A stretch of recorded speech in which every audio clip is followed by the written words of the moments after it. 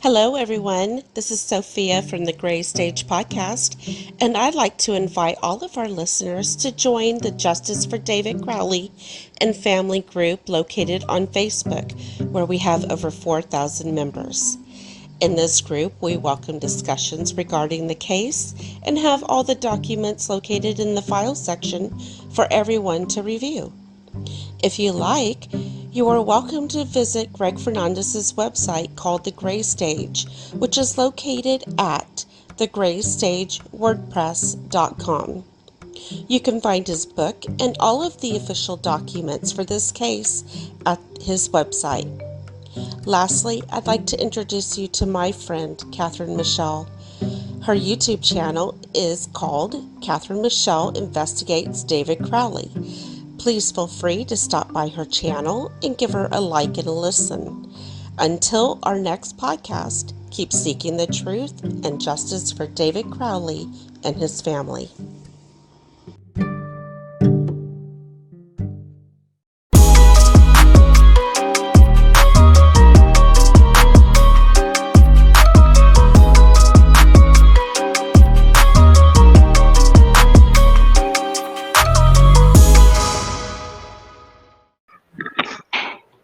Okay, hello YouTube land.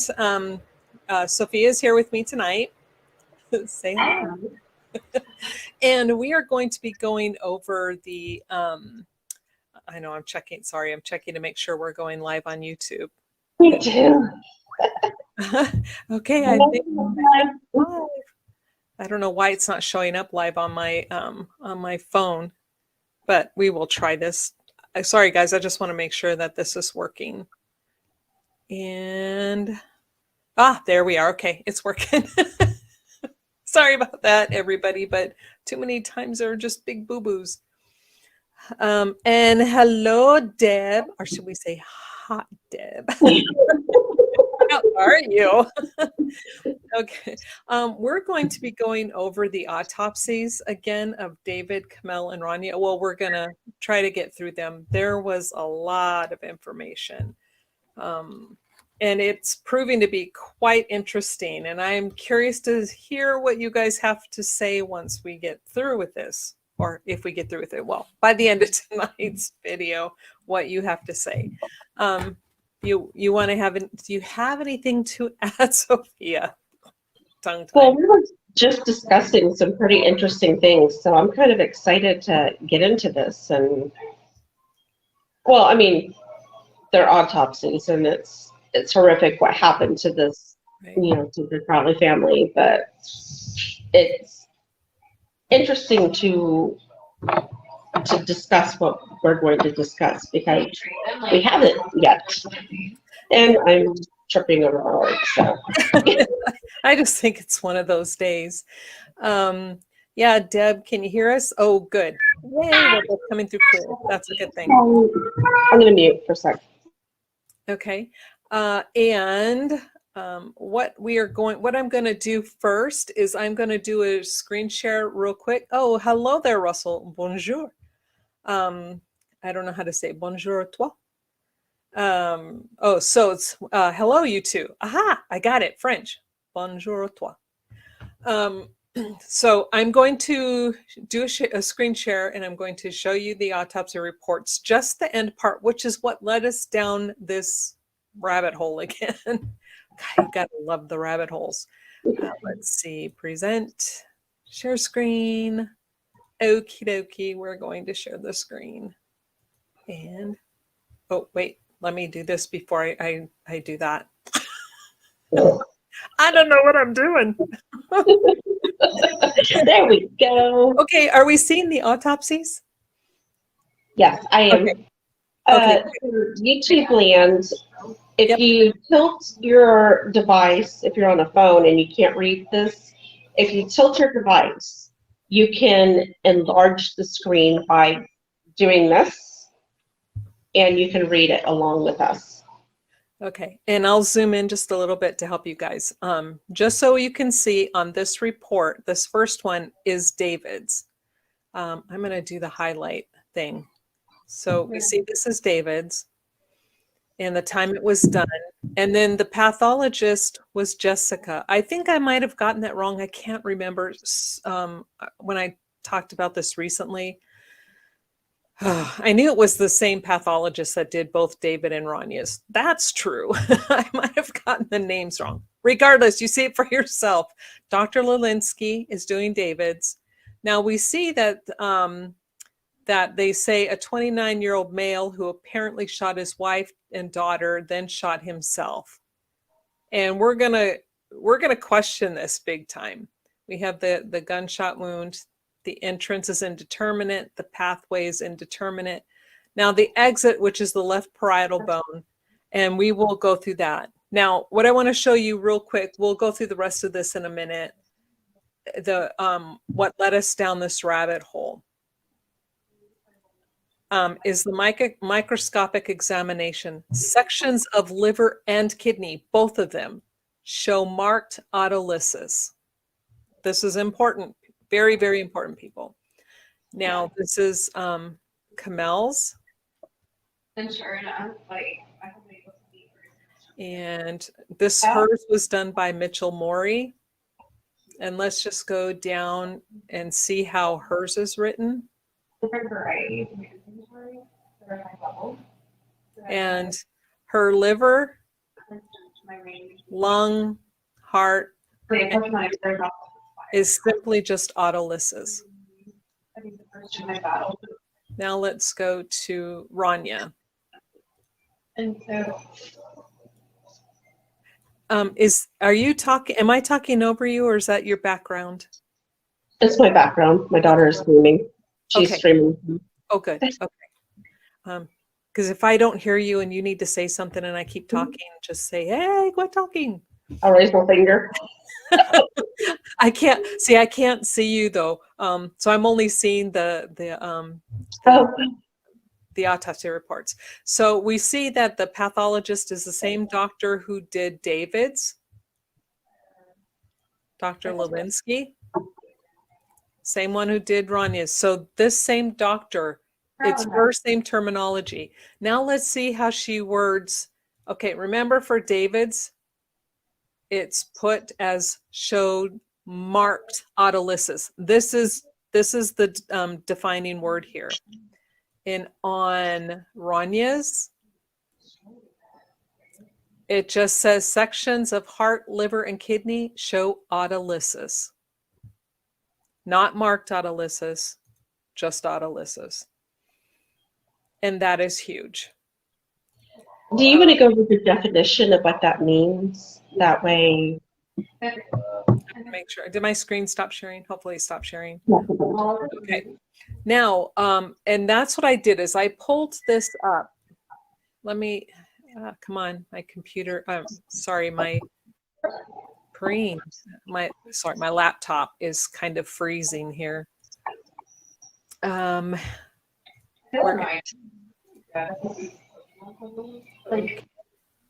where did I go? Where's my stream? Your stream? Oh, there I am. I feel like such a retard with this stupid thing. Okay, so I'm going to do the share screen again, and then let's go over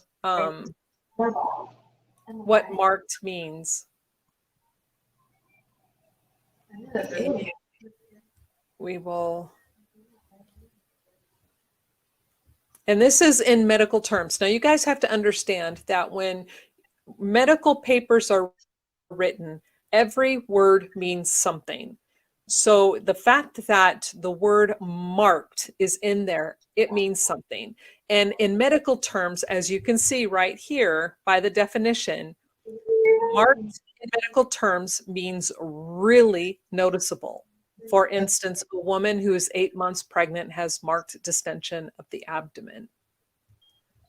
That is what is so important.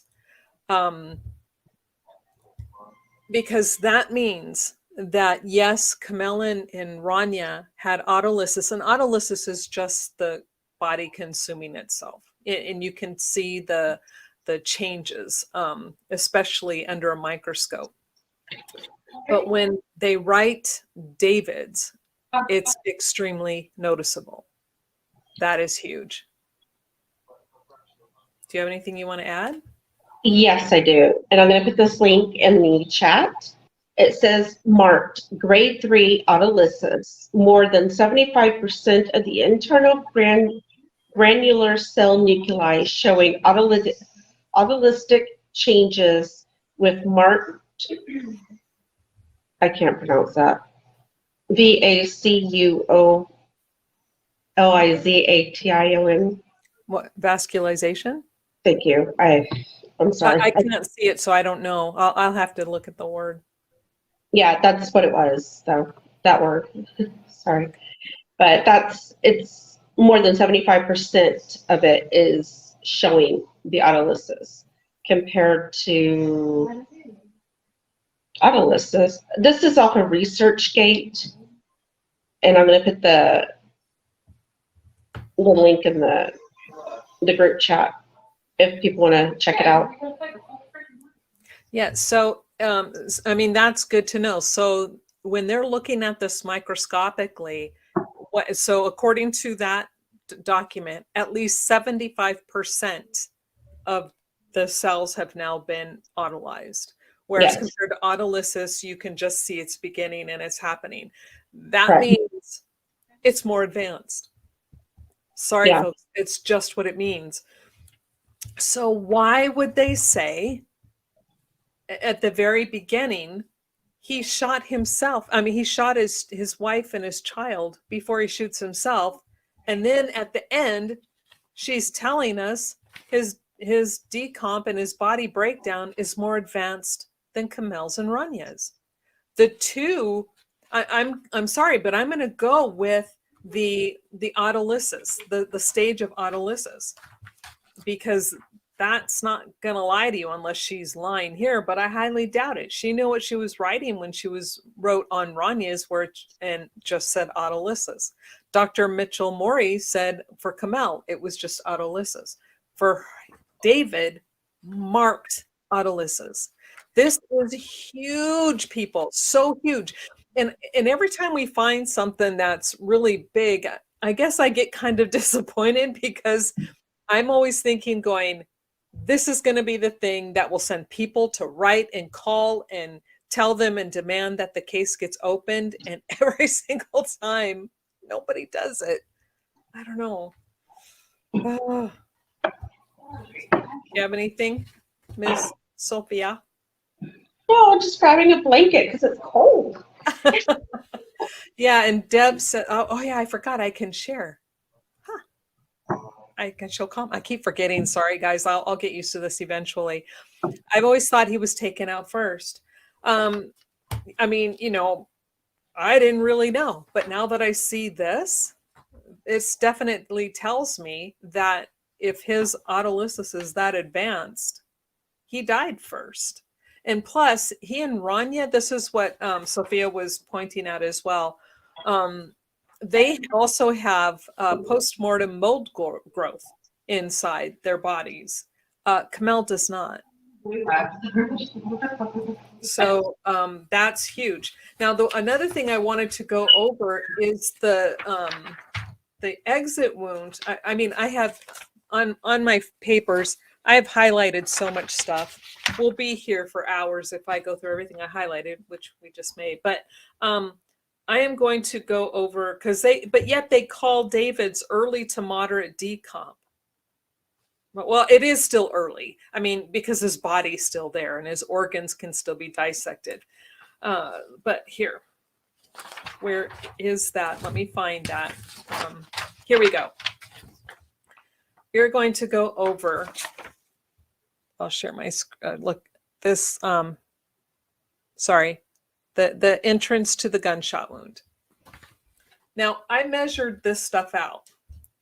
Now it's on the left parietal. This is the left, centered approximately 9 inches. Now we know this isn't going to be exact because David obviously was a whole lot taller and he was a man, and men and women are different. I don't care what people say. We have different body proportions. Okay, so roughly 9 inches above the shoulder, which puts it toward the top of the head. 9 inches Put it on the top, left shoulder, roughly the top of the head. So we have this area right here. And then it says, and 4 inches left of the posterior midline. Now the midline is an imaginary line that goes straight down the center of the body. Now the posterior is the back side. 4 inches, if we go roughly from the middle to here, that puts the exit wound right here. Okay? Now we don't know where the entrance wound is, but we know it's not here. Okay? Because that doesn't match up. So it was probably somewhere toward the back of his ear. Now, think about that. If somebody is going to shoot themselves, they're not going to put the gun back behind their ear and pull the trigger, because it's I would think, and I'm imagining that it is probably very close to the same position as Ranya's entrance wound and exit wounds. So, but and then plus keep in mind, David had some blood drops on his hand. So I was telling Sophia, I'm trying to imagine this now. Here's his exit wound. So was David covering his head? Was he ducking and covering? And when the bullet went through, it exited and then did the blood deposit? Now we know, think about that. Go ahead. I still think he was. Yeah, and Sophia thinks it's like this, but if he's like this and it's exiting up here, is it possible for blood to get there? It could. Like I said, either one could be it. Or was he like this? I don't know. Was he like this? Could be. Was he covering his head this way? We don't know. The right side of his scalp or head, right? It came out the left. The left? Came out the left. Okay. So your other side. And he had blood droplets on his left hand. Yeah, and in the webbing. In the webbing. So if he was holding his hands up like this, it would. I don't know. That's just. Yeah, I'm saying, I'm going to be open. I think anything could be possible. Was it this way? Was it this way? Was it this way? It could be, yeah. It could have been anything. Let's see. Russell says all they are proving is there is life after death. What? Oh, it's simple. He died, then he got up and shot his wife and daughter, then returned back being dead. Oh, okay, I get it. I'm sorry, you're being facetious. That's funny. Yes, exactly. So we know that his body breakdown is more advanced. We know that his exit wound is up here in his head, which puts the entrance wound roughly, possibly, behind his ear. If you are going to be shooting yourself, you're not going to put the gun this way. It's too easy to make a mistake. Seriously, who do you know does that? I'm sorry? Yeah, it could. You're right. It could be a mistake. He could miss. Mm-hmm. Well, not miss, but it could just not do the job, basically. Yeah. Because with a gun like that, it's going to have some kickback. It's going to have some kick. And if it's only one-handed, who knows where that thing would have ended up shooting. But if somebody else is holding it to his head, then that would make sense. But again, the exit wound is up here, folks, up here. Let's compare that with, I got to get my papers together so I don't. Okay. And let's remember, the exit wound is on the left side, correct? Mm-hmm. And the bullet hole for item 57 is that way. Well, sorry. It's so hard in the camera. Yeah, it still is not gonna add up. Where this is the left. Yeah. So. Yeah. It would be towards the window or that wall right there. Right. We're still dealing with, yes. Okay, I'm still looking for that photo for Auntie Panda. The photo number. Yeah. Okay, and now with Camel's, keep in mind she had 2 exit wounds that they found, and I think I found a boo-boo in this report, although because it does not make sense to me where they describe the second wound, and we'll go through that in just a second. The first entrance wound, she has entrance? I thought she had exits. They have 2 entrance wounds, huh? Okay. With David, it's an exit. Camille, it says entrance wound. She has that for her head. I thought they were only describing. I'm sorry. I'm sorry. I thought they only described a small portion of her head was left. How could they have 2 entrants? Because they're like half an inch apart. They're very close together. I just didn't think that part of her head was still there. But this is what I'm saying. They're calling one of them the parietal, but where they're giving the measurements, that's the occipital bone. It's not parietal. Hold on, just let me get there. Okay. I'm getting ahead of everybody. Yeah, because it's saying, entrance, two entrances left parietal. Let's see. Hello, Auntie Panda. Let's see. This crime is an example of extreme overthink. If you're going to stage something, less is more. Yeah. Honestly, I believe that the killers were there several times, overstaging that place. Yeah, I agree. Deb says, was his head tested for gunpowder residue? Because that can show. It does state in the report that none was found. I don't know if they tested. They said they didn't see any. We'll go through that in just a second. I think it was the same thing, Deb, for all 3 of them. Yes. No stippling, no gunpowder. Right. Which means that they were shot from a distance, honestly. Or something in between. That's true. Or something we don't know. Let's see. It states the entrance gunshot wound site and trajectory are indeterminate due to the lack of the head. No projectile fragments are recovered. I did read where it says that they didn't find any gunshot residue. I thought I highlighted that. I definitely remember that for Kamal. Yeah, I thought I found it for David's too. Let's see.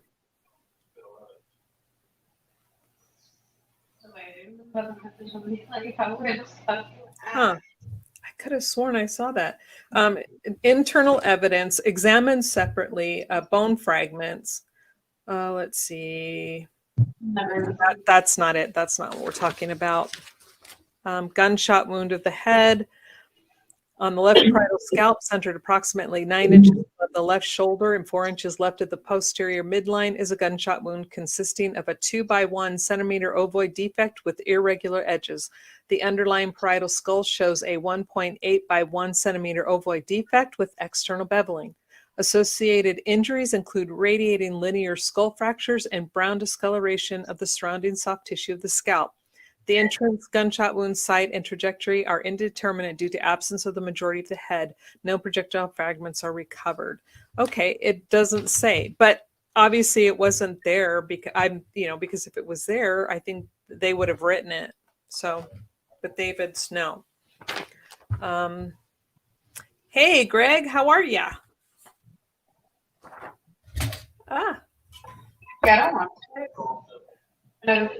So we'll put Greg. Let's see. Now this is this is going to be fun, people. Not fun in the sense of okay, she's dead. This is fun in the sense of figuring this out. The first entrance wound. Now the remaining left parietal bone of the skull. Okay, we have 6 inches from the top of the shoulder. Okay, top of the shoulder, 6 inches. So we got roughly this area. And 1.5 inches very short from the midline. Now remember, imagine an imaginary line, which puts that wound right at the back of her head, right here. That's the first one. And now the second one, they say the second wound is also located at the edge of the remaining parietal bone of the skull. Now, I don't think that's true. Why? Because it's 1.5 inches from the shoulder and 1 inch left of the post. So that's like directly underneath that. That's that little hump that you feel when you feel the back of your head. That's roughly that area. And that is the occipital. But they're very close together. So her 2 head wounds are basically in the back of her head. That's in, and it would be on her entrance wound. These are entrance wounds on the back of her head on the right side. Sorry, she's got the right. I'm doing this on the left. Hers is on the right. Entrance wounds on the right. So David's wound was the entrance wound on the right, exited the left. But keep that in mind. Back of the head, David's. The exit wound is up here toward the back, kind of like the back side of the head. And it says that it's left. Let's see. How do they do this? Trajectory. Okay, the entrance wound. Oh God, no. Check everything I just said. The entrance wound is located on the left parietal. So I was on the right. I'm sorry. I was doing the correct side of the head. So it is this way. And they say left to right, front to back. So it's like it's aimed sort of like, how do I do this? So you guys can see, like this way, kind of this way.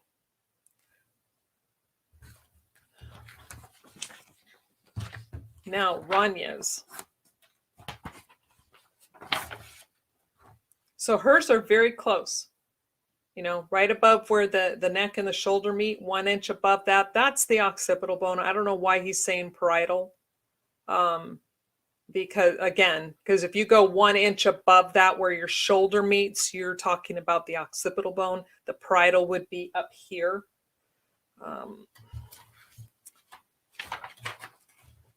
Ranya's. Okay, her entrance wound. Okay, so David's exit is on his left. Kamel's entrance is on her left. Ranya's entrance is on her right. So David was probably shot on the right. Ranya's entrance is on the right. Keep this in mind because David and Ranya have a lot of similarities in how they were killed and how their bodies were decomposing. Both shot on the right side of the head. Kamel shot on the left. Their bodies both have postmortem mold. Kamel's does not. There's differences left and right here. Both David and Ranya have mummification of hand and feet. Kamel has, well, she doesn't have any hands, but she shows no mummification at all. Just keep that in the back of your head. Okay, her entrance wound is the right parietal scalp. It's 2.5 inches below the top of her head. Now here we got the top. Let's go 2.5 inches. And then 3.25 inches right of the anterior midline. So anterior be the front. So we're looking somewhere over here. So 2.5 inches from the right. So she shot somewhere around here and it exits out by her left eardrum. So she shot this way. Does any of this make sense for a man who's going to just be walking up and killing his family? Do these angles make sense? I'm going to tell you, no, they don't. What is,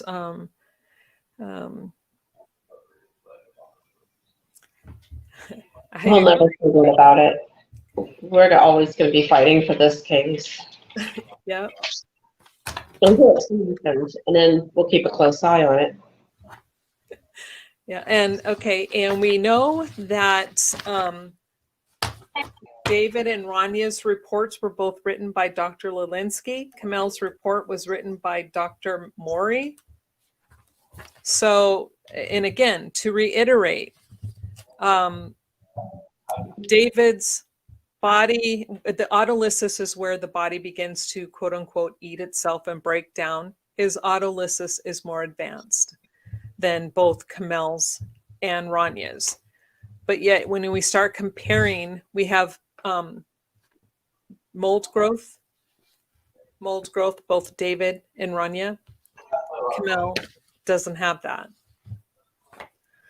Kamel, and what they say when you're reading these reports and it talks about dogs, animals scavenging, how they determined it was animal scavenging was because parts were missing, and that's what they say. Determined by, let me read that for you.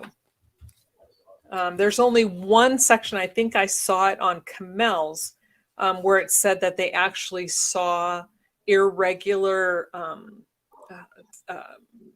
the ends of the bone were irregular, so it looked like somebody had been chewing on it. But post-mortem animal scavenging is evidenced by, so they're determining that it happened because the majority of the head and neck and the right hand are missing. That's their evidence that the dog was eating them. They're not saying that they found evidence based on the skin and tissue, because the David's, let me get there. Where is that? His hand showed it said it was soft. Where was that? Soft, smooth ends. Oh, here we go.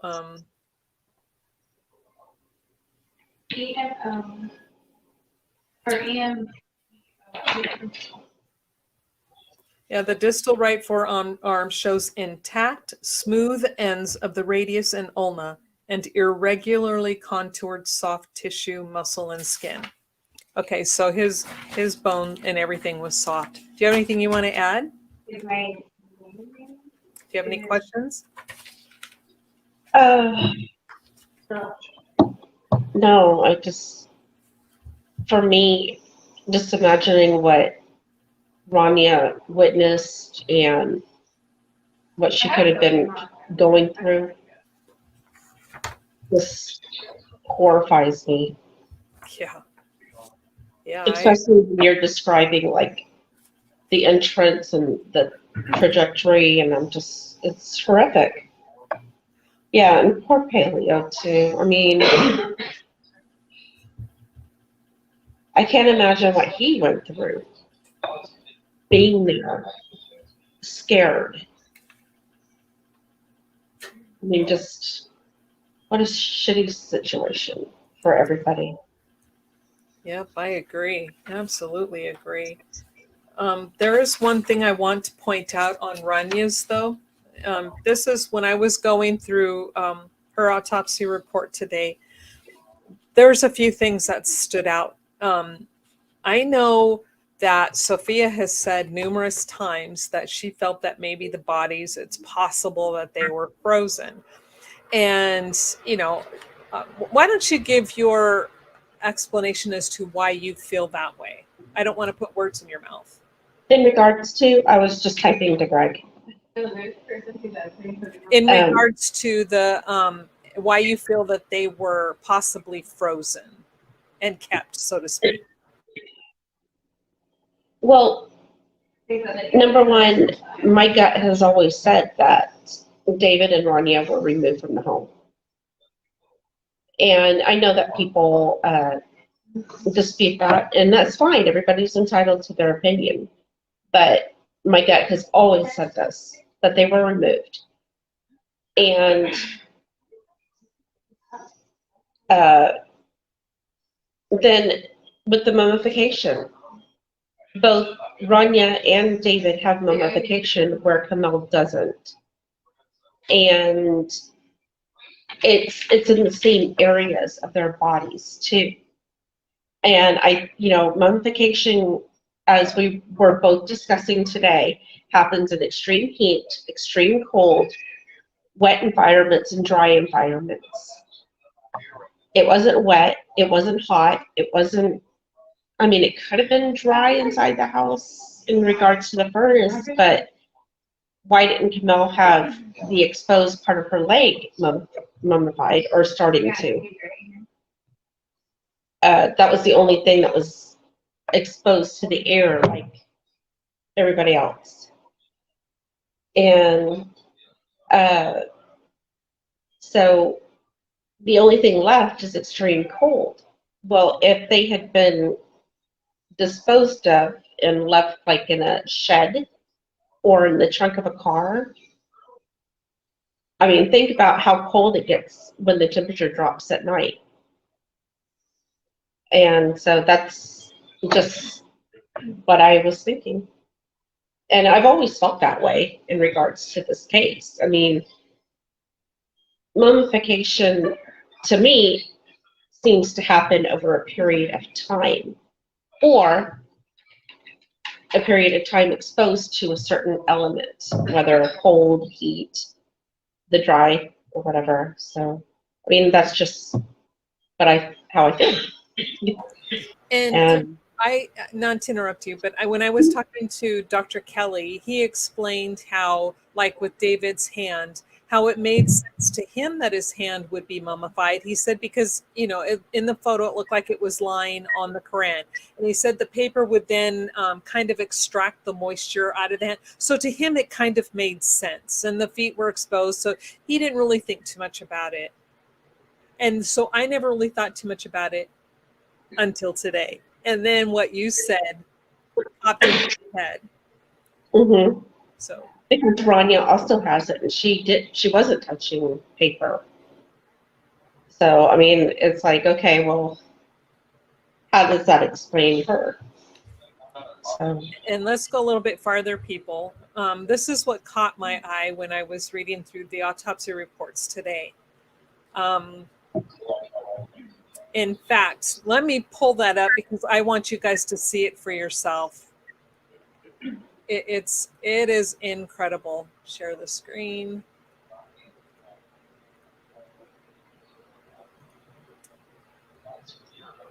And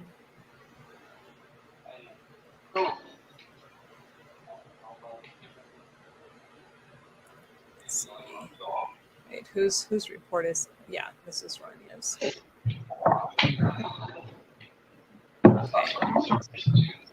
Okay, I've got the highlight on. Okay, she is noted to have early to moderate decomp, and it's evidenced by skin discoloration, marbling, blistering, slippage, and pay attention to this. Partial mummification of the face, left hand, and feet. Now again, they do apparent canine scavenging is evidenced by the absence. So because she's missing her right arm, they are saying the dog did it. Now here, this is what caught my eye. The examination of the right sclera and junctiva is limited by mummification of the right orbit. That is the right eye socket.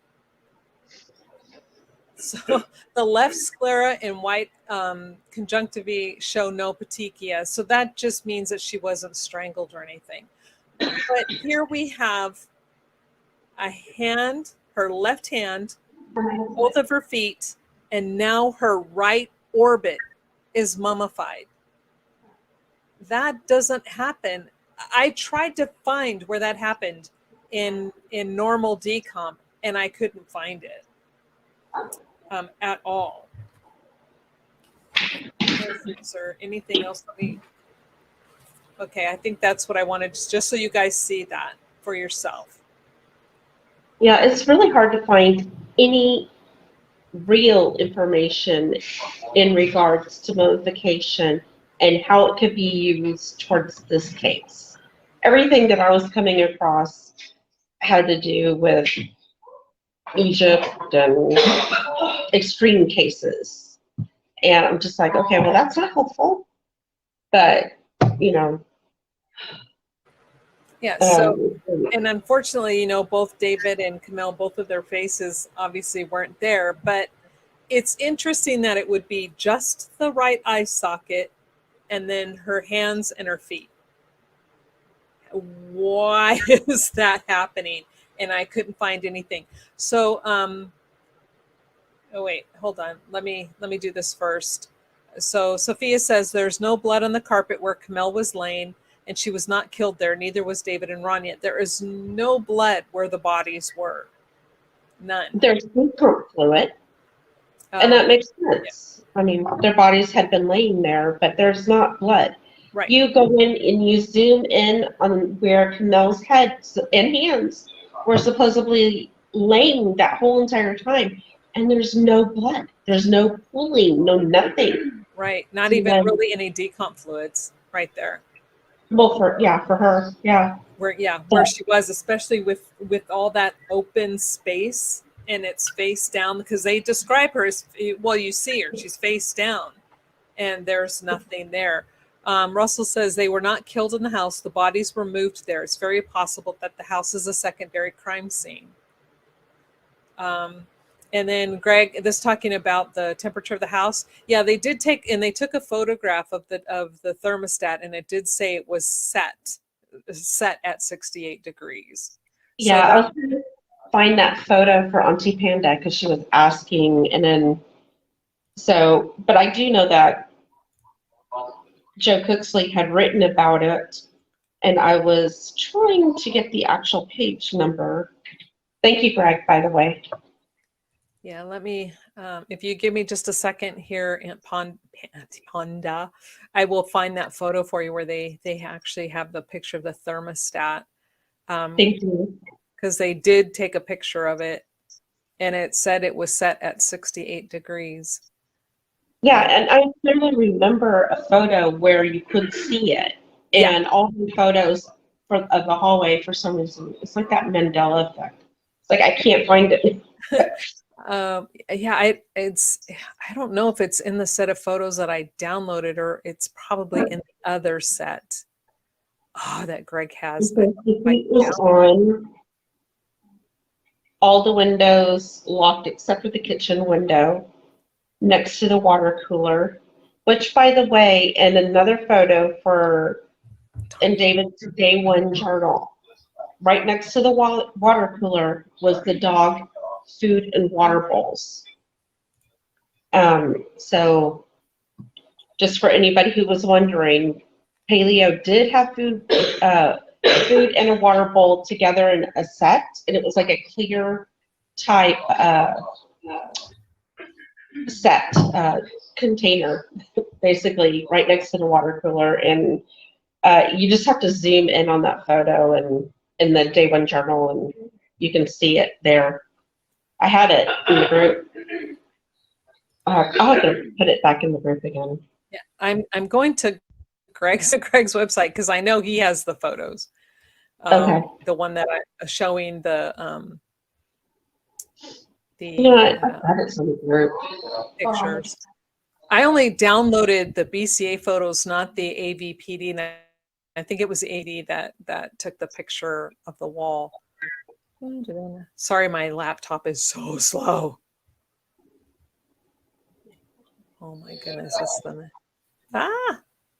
it takes forever. Okay, crime scene images.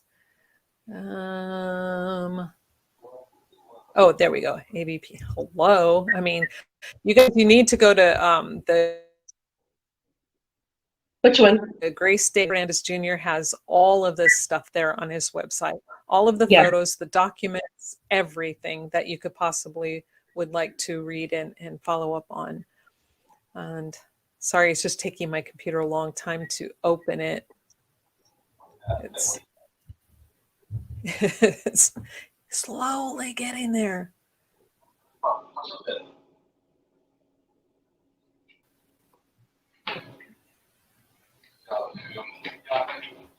Okay, I just Okay. put the website in the group chat. Okay. Yeah, Well, everything is for everybody. okay. All the Well, documents, the photos. I don't know if I'm going to be able to pull it up because my computer is now freezing. Okay. Yeah, so I Okay. have to get out of that because I don't know what's wrong with my laptop these days, guys. But it's a pain. So it's going to take me a minute. Take the computer a second to catch up. But anyway, so as I was going through these autopsies, oh, that was another thing that we noticed. Who was present at the autopsies? Yes, let's discuss that because that's interesting. Yeah. At Ranya's, at the very, very beginning of Ranya's, it was Sean McKnight, Brian Bone, and then Jim Gummert and Tommy Booth. Now, I do believe Gummert and Booth stayed, but McKnight and Bone then went on to watch David's and Camel's autopsies. So McKnight and Bone were there for all three, and Gummert and Booth were just there for Ranya's. So that leads me to believe, well, it leads me to question and wonder, is it McKnight and Bone who are driving this thing then? Because it's clearly evidenced by the autopsy report that David could not have done this. I mean, again, are you going to shoot yourself like this? Are you going to put a gun here in the back of your head here? If you're going to shoot yourself in the head? I think not. I think you're going to go here or here or here, but not here back behind your ear. Let's see. That's just awkward to be. And, in theory, if David was shooting and he he normally shot with his right hand and in his left hand bracing. So if he did that, because this is the last moments of his life, would his hands be shaking? Would he need to brace that hand? I don't know. They're not telling us. They don't give us a clear scenario as to what they're saying. They're just trying to say he snapped. He's doing his internet searches and working on his screenplay and then just decides to get up and start shooting everybody. It just doesn't make sense, But let's stick with the autopsy reports. What else did I want to? Well, my point was that the gun wasn't on his right side; it was on his left side. Mm-hmm. So, yeah, especially if he's shooting toward the back of his head. That's a good point. So if he's shooting back here and the exit is there, then you would think it would drop for sure down on the right side of his body, not a foot from his left arm that is outstretched. So it is quite a ways away from where the entrance wound was going. Correct. Auntie Panda says, interesting with the mentioning of the mold growing inside the bodies. The temperature and time with the combination of the sliding door being cracked, I wonder how long it took for the mold to grow. We have been trying to figure that out. Can't find it.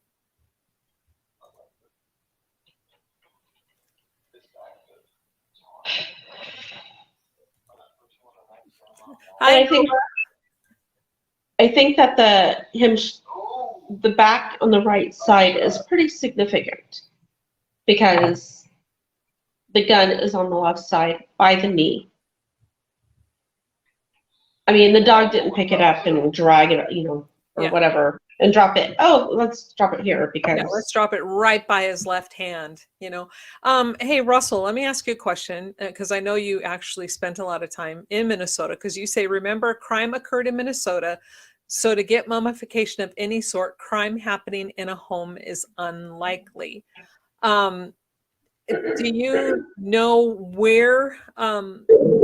Okay, I don't know if you have seen bodies before. I can't remember if you've told me you have or not. But I know of the autopsies I have read, and the one autopsy I did get to watch happen, and then the other bodies that were in the facility that I did look at.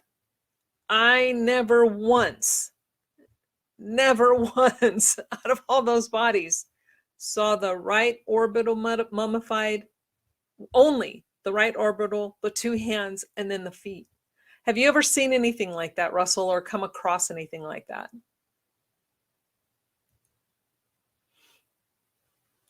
And he said, okay, hit next comment. However, having the crime being committed in a warehouse or storage facility is more likely.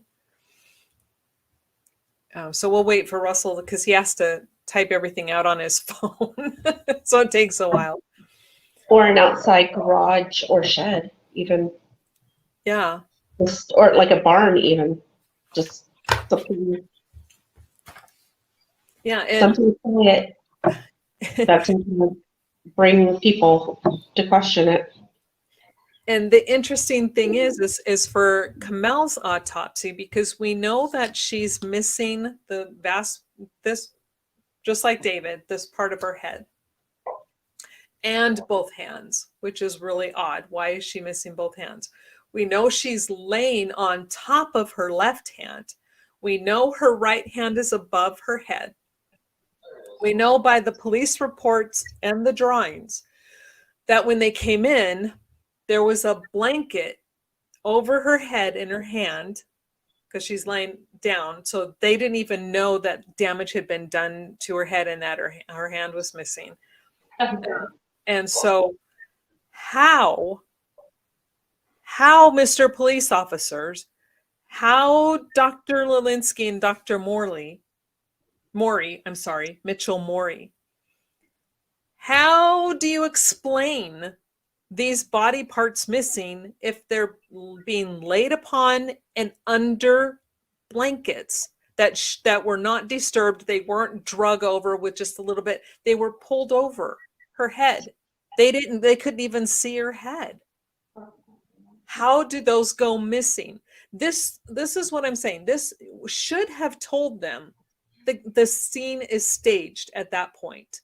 And they know, these police officers should know that when a victim's head is covered, it's usually done by somebody who is close to them, because they either don't want to see what they did, or they don't want to be reminded, or they can't handle what they just did to the person that they cared about. Now, close to could mean family member, friend, loved one, but somebody who knew this person. So that is an intimate act to cover their heads. David was not covered. Rania was not covered. Kamel was covered. This is important. Now, who could do that? We have blood at the scene that doesn't match any of them, but we know it has to be somebody related because the general population is excluded. We have Kamel's head is covered. We have her hands and her face missing. She's lying on her stomach. Don't these clues mean something to somebody? Okay, Russell says no, he has not. So he's never heard of that either. I wonder if the body farm would have that answer about the mold. Yeah, I've tried to contact the body farm on other things prior, and they just don't respond. So I haven't tried to ask them. They probably would, but I don't know.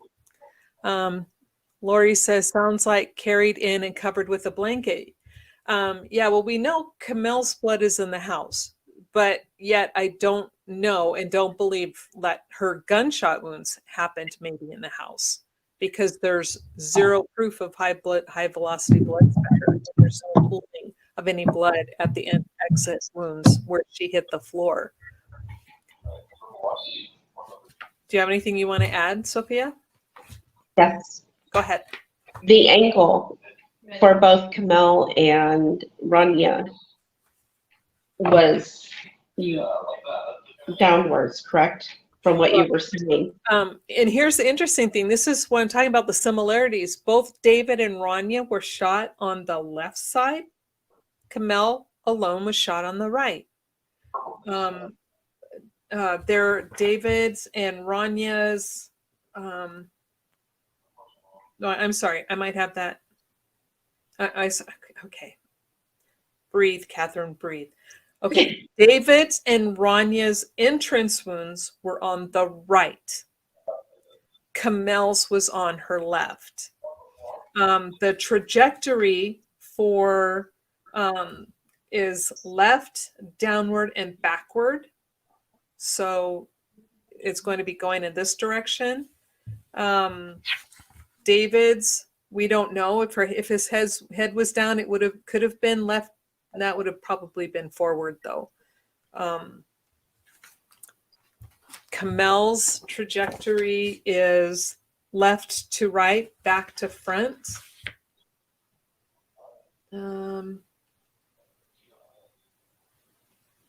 Leftward, downward, backward. See, none of this makes sense at all if it's done by the same person. If you are a person who's going to go in and shoot somebody, it would just seem simpler to walk up, boom, walk up, boom, me, boom.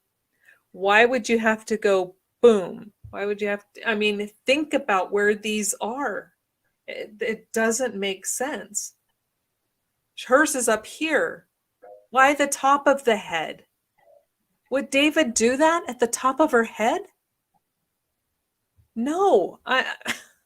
Well, I mean, to be fair, in the documentary, the movie, when he's showing them in that execution scene, it's right there, in the back of the head. But I mean, everybody who was there that day and practicing for that movie knew how to do that. So, yeah. One thing that I was going to bring up is, why weren't Kamel and Rania's bullets embedded in the wood floor or had gone through the wooden floor? Mm-hmm. Because if they're like laying on the carpet or whatever, or close to the carpet, and that bullet went through them and exited out, it should have been going through the carpet and going through that floor. Instead, it just bounces, I guess, because they're laying right there on the carpet. Well, yeah, I mean, all three of Kamel's bullets. By the way, there's 3 bullets with Kamel's DNA and her DNA only. Now, 3 bullets connected to one person is overkill. Obviously, it was directed at her, where the other 2 supposedly only had 1 bullet. And yes, and thank you. Thank you for drawing attention to that, because I wanted to talk about that. All of the vast majority of violence was done to Kamel. Her blood is everywhere. She has 3 shots. She has 3 bullets with her blood on it. 2 shots to the back of her head. Now, see, this is the difference.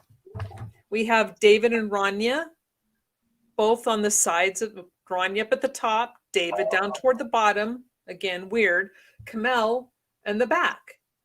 Again, if this is David, why would David go to the back of her head? And I know they're trying to say because it happened while she was on her thing. If she was on her little if this happened while she was on her laptop, which is next to the couch, and the wall is behind her, how did David get behind her? Oh, excuse me, I'm going to crawl behind you. I'm going to give you a little back rub. Boom, boom. I mean, come on. None of that makes sense. Yeah. So I don't believe that. And then plus the high velocity would have been toward there's no high velocity. It would have been all over the rug. There's none there. Sorry. And see. Yeah. And I want to go back. Deb says, not only that, where are the bones, especially Rania's arm? Exactly. Rania's arm, the whole thing is missing. they can see the glenoid fossa, which is the when you're looking at the joint, the shoulder joint, that little section that's curved where the ball socket of the our upper arm fits into, is called the glenoid fossa. They could see that. And it's missing a huge chunk of skin. And she has a fractured, sorry, wrong side, fractured third rib. That didn't happen from a bullet.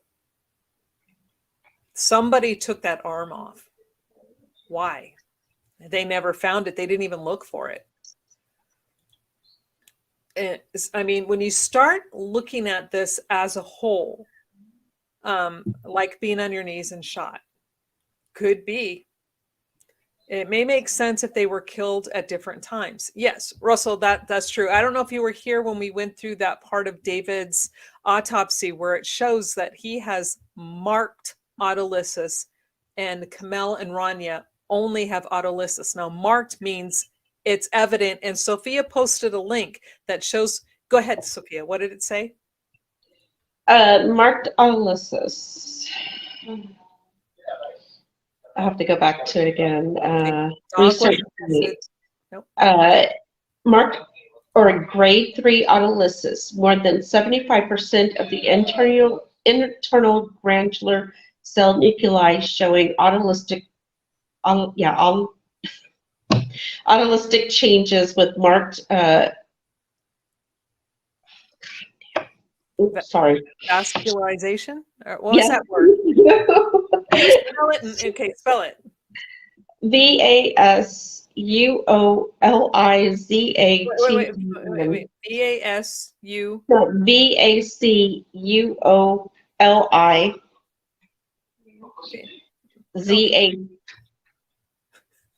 Vacuolization? I'll spell it in the group. I know you're spelling it so fast, my brain is literally shutting down. It's not catching it. Okay, VACUOLIZATOIN.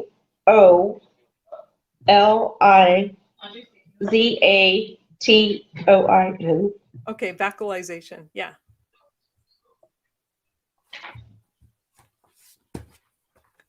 I'm sorry, my brain literally just stopped functioning when you were spelling it. I'm sick, and I mean, by the time I read it and it goes to my mouth, forget it. Well, medical term is, they're not easy. I'm telling you. Oh my gosh, they're a mouthful. But anyway, so basically, Russell, that was stating that there's a huge difference. So David's the process of his body breaking itself down was more advanced than the process of Kamel and Rani's body breaking themselves down.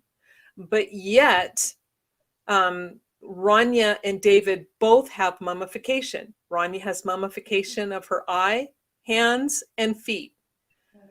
This is why somebody else was saying at different times, possibly by two different people. Now, when I'm reading these and I started comparing these reports, Deb, that was the first thing that popped in my head.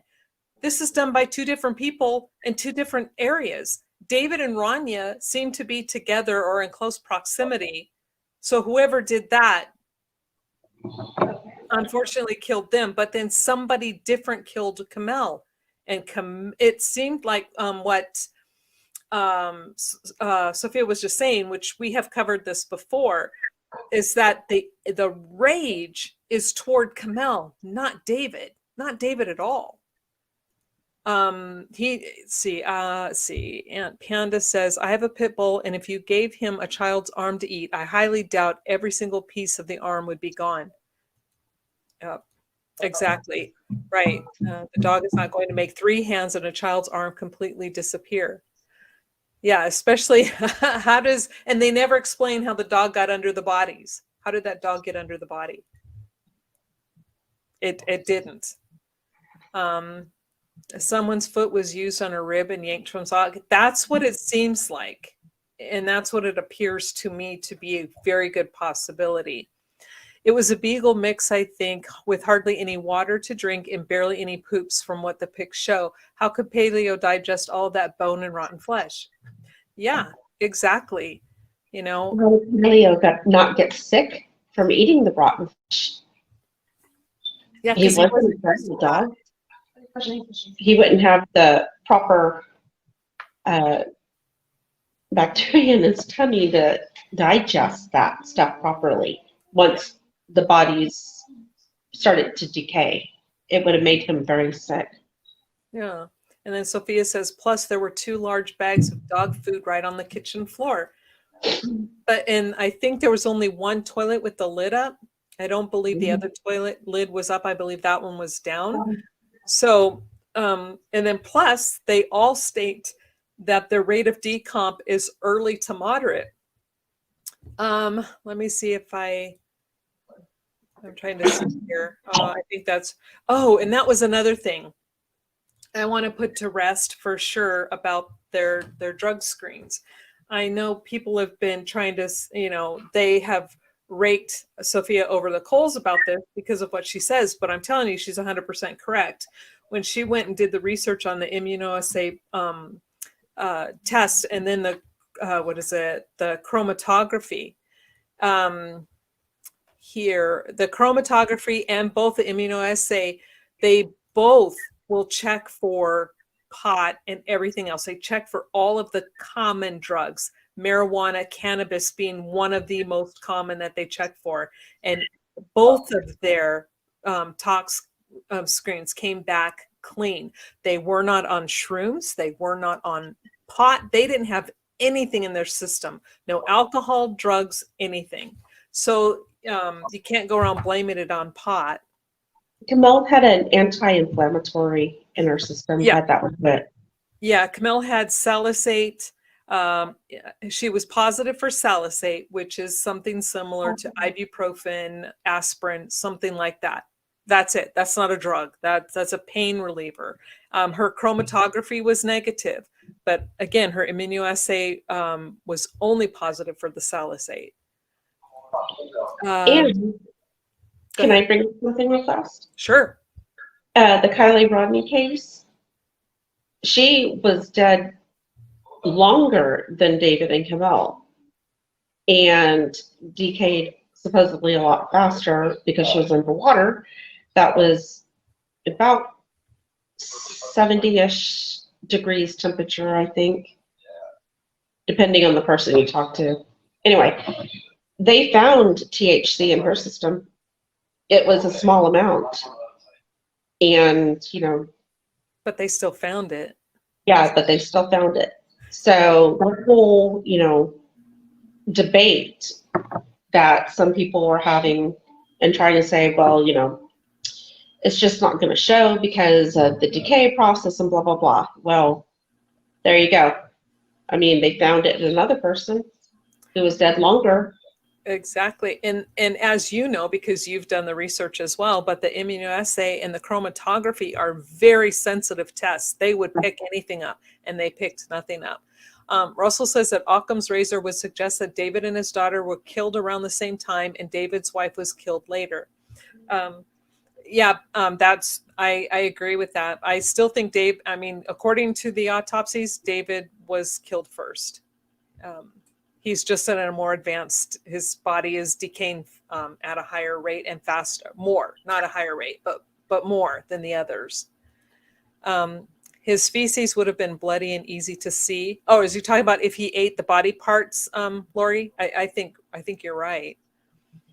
Sadly, I think you are right.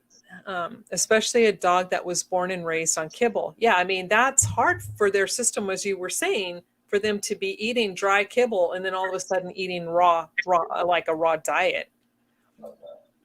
He would have thrown up a few times. I would think so. I would have think his maybe diarrhea even. I don't know. I don't have a dog, so I don't know.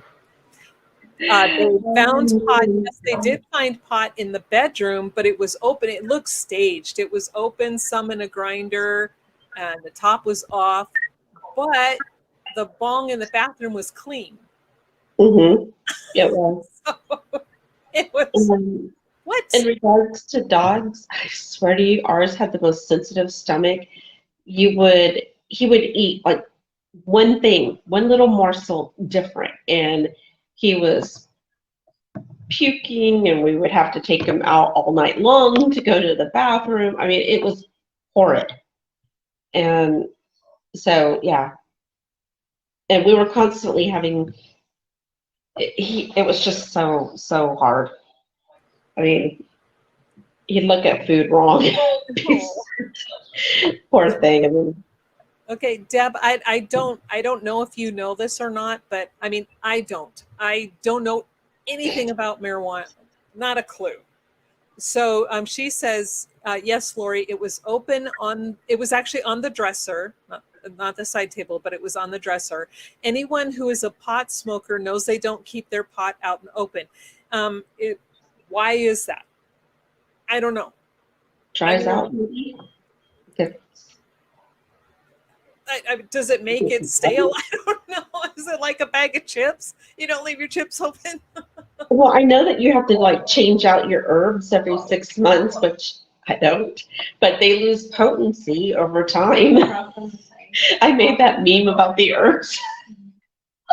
I gotta do that. I gotta post it. It's like you're supposed to change it out every 6 months to a year. I'm like, yeah, right. I got some in there 3 years ago. Oh, Just yeah, use it. I know I should, I don't know, I should get a little more acquainted with how this stuff works, but because I've never been into, I don't have anything against it. I don't care if people smoke it, but it's just nothing I've ever done or been interested in. It's like I just don't have an interest in it, so I never even read up on it. So all this stuff, I'm clueless. Considering it was classified the way it was, did they do DNA swabs or rape kit on his wife if she was killed last? You never know. They did not. They did not do a rape kit, but they stated that everything looked okay. Um, Mhm. so there were no tears noted and no bruising of the vaginal canal. So I don't think they. But maybe they swabbed her, but I don't think that was something that they were worried about. Yeah. Um, Hi, all. A test for THC would cover up to 3 months prior. I've had one. Um, yeah, and, for the normal test, yeah, but the immunoassay and the chromatography are, um, they're more. They can pick things up. They're. Oh my gosh, I can't think of the word. I'm losing the word. Sensitive. They're more sensitive tests. It would get stale. Okay, thank you. I didn't know. Kids in the house, you don't leave anything out. Yeah, I mean, they never left anything out before, so why would they do this and then just leave it on? Oh, yeah. Hi. Hello, Geppetto. I'm sorry. Hi, Geppetto. How are you? Um, yeah, it would dry out and go stale. Okay. Thank you. That's helpful. See, and that's exactly what I was trying to say is that it would just lose its potency. It would just not be. I don't know. Never smoked it. I mean, He did. I couldn't because of my job, the job I had, and if I was found having, I would have lost my job and things would have been real ugly. So I just didn't. It's like no big deal, but I didn't care. Um, Lori, yes, he did try mushrooms, I believe once or twice I think it was in twice. June. I think it was in June. Yeah, it was in the summertime. And from his journal, it was like he really didn't Yeah, like it. yeah, and because it's like during the summertime is when they really started experimenting. They were smoking a lot of pot. He said he was Mhm. doing some absinthe, and then they tried shrooms. He didn't like the pot that he got in the summertime because he said he didn't like what it did to him, and he was going to stop smoking it. He's like, okay, I don't want to do this anymore. I don't like what that did to me. Um, let's see. Keep away from prying eyes, um, like shrooms or something. Yeah, too far off for this. So, okay. So to recap where we are, we know David's autolysis was marked, so it was more. His body was breaking down more. Um, then Kamel and Rani's was just at a normal state. We know that David and Rania share a lot of similarities in how they died and how their body was decomposing. Both had mummification, but except for Rania had mummification of the right orbit, her right eye, both hands and her feet. David, left hand and his feet, both shot on the right side of the head. Kamel shot in the back on the left side. Kamel, no mummification at all. Kamel had her blood is found in the house, not David's and Rania's. So the similarities here were actually pretty eye-opening. David's exit wound is up here toward the top of his head. This just does not, it's not indicative of someone who's generally going to be pulling the trigger and putting it, I mean, to have it come out here, I mean, you'd have to angle the gun up then, right? I would think. Russell, help if you know. Someone may have lied. Oh, yes, laced his summer pot. Yeah, that's what I was wondering when I was reading his journal. No, he didn't like the shrooms, not much. Laced, yeah. Possibly someone had access to his computer and journal after their deaths per the blacklight reports. Yes, the blacklight reports states that the laptop on the kitchen counter was accessed on January 14th. Now, that means that the root drive of that computer was accessed. That is not something that happens if you bump it or if it just automatically turns on, if it's doing an auto update. No, this means somebody went into it and accessed that laptop, turned it on, got the computer going and went to the root drive. Mm-hmm. Let's see. Possibly someone had access. Oh, yeah. Sorry, read that. I'm sorry. Matt, it was in his journal. Check the summertime, June and July. There's the link. Yep. And the journal, it's the day one journal. That's what it's saved under on the files. And that's located on Greg Fernandez Jr.'s website. I think it's also in the group if you are on Facebook. I'll double check that for you to make sure. In the file section up at the group, I believe. If not, I'll always put it in there. Yeah, because this is showing David's entrance. I don't know why I've read this thing like 50, 60 times today, and I keep getting it backwards. I'm sorry, everybody. It was David's his entrance wound was indeterminate. His exit wound was up here. So if his exit wound is up here, when we did that with the measurements, now keep in mind, it's 9 inches above the shoulder, 4 inches from left of the posterior midline. So it puts it right here. Now, how is he going to shoot himself this way? You're not going to take a gun and put it up here. Sorry, my nail's a little long and it's digging into my head. And do that. It's consistent with somebody else doing it. I don't know how they came to their conclusions. I just don't.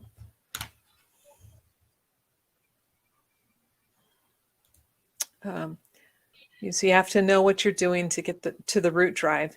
Yes, that would be the only place. Right.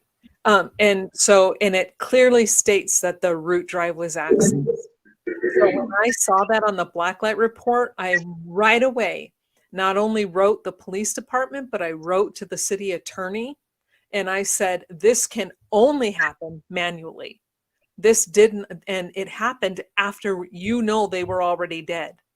Somebody accessed their laptop. Who accessed it? And no response, none. Where deleted file are not usually deleted. Where deleted files are not usually deleted. Yes, it would needed to be angled up. Yeah. So again, if you're going to be shooting yourself, would you choose to shoot yourself this way angled up if you're going to commit suicide. If you were David, who knows how to handle guns, who's been in war, who goes to the range, who's made a movie, who teaches people how to use weapons, would he choose that? Should have been the question that these police officers asked, that Ken Maines should have asked, that the ME should have asked. And again, that entrance is on the right side. The gun was laying on the left side by his knee. Yes. Again, his body's this like this. The entrance wound somewhere. Okay, exit wound is here. So let's assume the entrance wound will be somewhere over here, like lower behind the right ear. And now it's here. So especially if he's supposedly angling and shooting, it's going to drop. Oh God, there I go. My back spasms again. Drop down this way. But yet it was located, depending on the reports, either a couple of inches to a foot from his left hand. So that's pretty far away from his body. That's what, 3-4 feet from where it would have shot? A gun doesn't travel that far. A heavy gun doesn't go that way. And, he obviously didn't hold it with, I can't even do that. Yeah. Yeah, Russell keeps saying the entrance and exit wounds are not consistent with suicide. And I agree with that. It just is not. That right there, we have his exit wound, and presume where the entrance wound is not consistent with someone killing themselves. We have his body decomp at a greater stage than Kamel and Ranya's. I mean, what other proof do you need that the man was murdered? He was dead before his wife and child. Also, again, item 57, which the police are saying is David's bullet, was that way. Mm-hmm. Right, correct. And that way, sorry. The right. I'm trying to do it, but I'm looking at myself. Anyway, it's pointing back there, and then he is over here. This is where the exit is. Mm-hmm. So I'm trying to remember exactly where. It's in the photos. Mm-hmm. The BCA and Apple AVPD photos. And it's opposite of where the Christmas tree is. So, it doesn't line up with his body position. Yeah. They said that the bullet entrance going into the ceiling, I believe they said, was in a west-east trajectory, going from the west heading east. But we know that the exit wound would have been coming from a south, kind of like, a south heading west. Which means the window, the big window, mm-hmm. or the wall right there. Yes. So it's going southwest, and this is going south-north. I'm sorry. North-south. North-south. It's going north-south, and this is going west-east. Those directions don't add up. And then she says that's why they were in the root drive to delete time of access and what was accessed. That is huge itself. Yes, it is. And I have been trying to tell them this. I actually took this even to a senator. And when I sent that along with all the other information, it's when the senator wrote me back and said, I can't help you because of the position they're in. They said there's nothing I can do to help you, but you need to hire an attorney. So with all of this stuff, people see it. I know there are people who will laugh and say, oh, we're the only ones making this stuff up. No, there are people in positions of power and high up that see it too, but they can't do anything because it's not in their legal purview to do so. No password on the computer. So it's huge. And David did have a password list or whatever that you can see in some of the police photos. And thankfully, those passwords supposedly were changed from what some people have said in the past. But anyway, it's weird. All of this is weird. When you think about it logically, there's a lot of stuff that doesn't line up with what happened to them. And Right. And okay, and the differences again, one last time. David and Rania, both entrances on the right side. They both had, well, Rania had mummification of the right orbital, the right eye.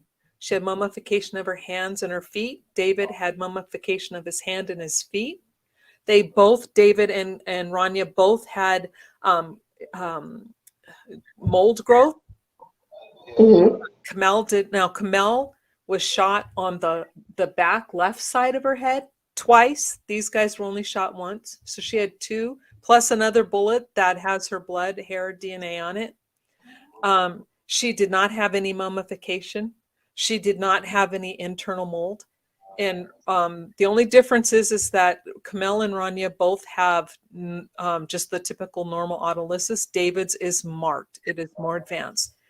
David's autopsy, it's proof right here in black and white. That's Rania's. In black and white. He was dead first. I don't know how much plainer it can get. So if he's dead first, how, Apple Valley PD, did he kill anybody?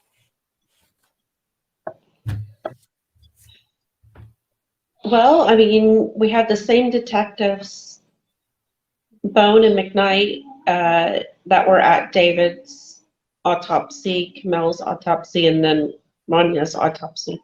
Not in that order, but they were at all three of the autopsies. I mean, and I believe David's was last, correct? Yes. Rania's was first at 8:20 a.m. That's where McKnight and Bone, Gummert, and Booth were all showed up. And at 8:30, they started. Rania's at 8:20. At 8:30, they then start Camel's, and we have McKnight and Bone are now in Camel's. And then at 11:50 for David's, we have McKnight and Bone at David's. So McKnight and Bone are the denominators here. Yeah. So now I'm beginning to question, is it McKnight and Bone? Are they doing this? Are they the ones who is now, I don't know, what's the word, steering the decision-making process? I don't know. Are there any other questions? Yeah, I was just about to ask that. Well, I was reading your question. I posted up there and said any of it. They believe in life after death. It's the only way it could have been the killer. He could have been, right? Yes, none of this makes any sense. Nothing adds up. Exactly. And I don't know. When I see this, and especially when I saw that it stated marked autolysis for David, I'm just like, oh, holy cow, that proves he died first. And yet it goes nowhere. When you put this out there, it just like gets stopped. It's like in a vacuum, the vacuum of space.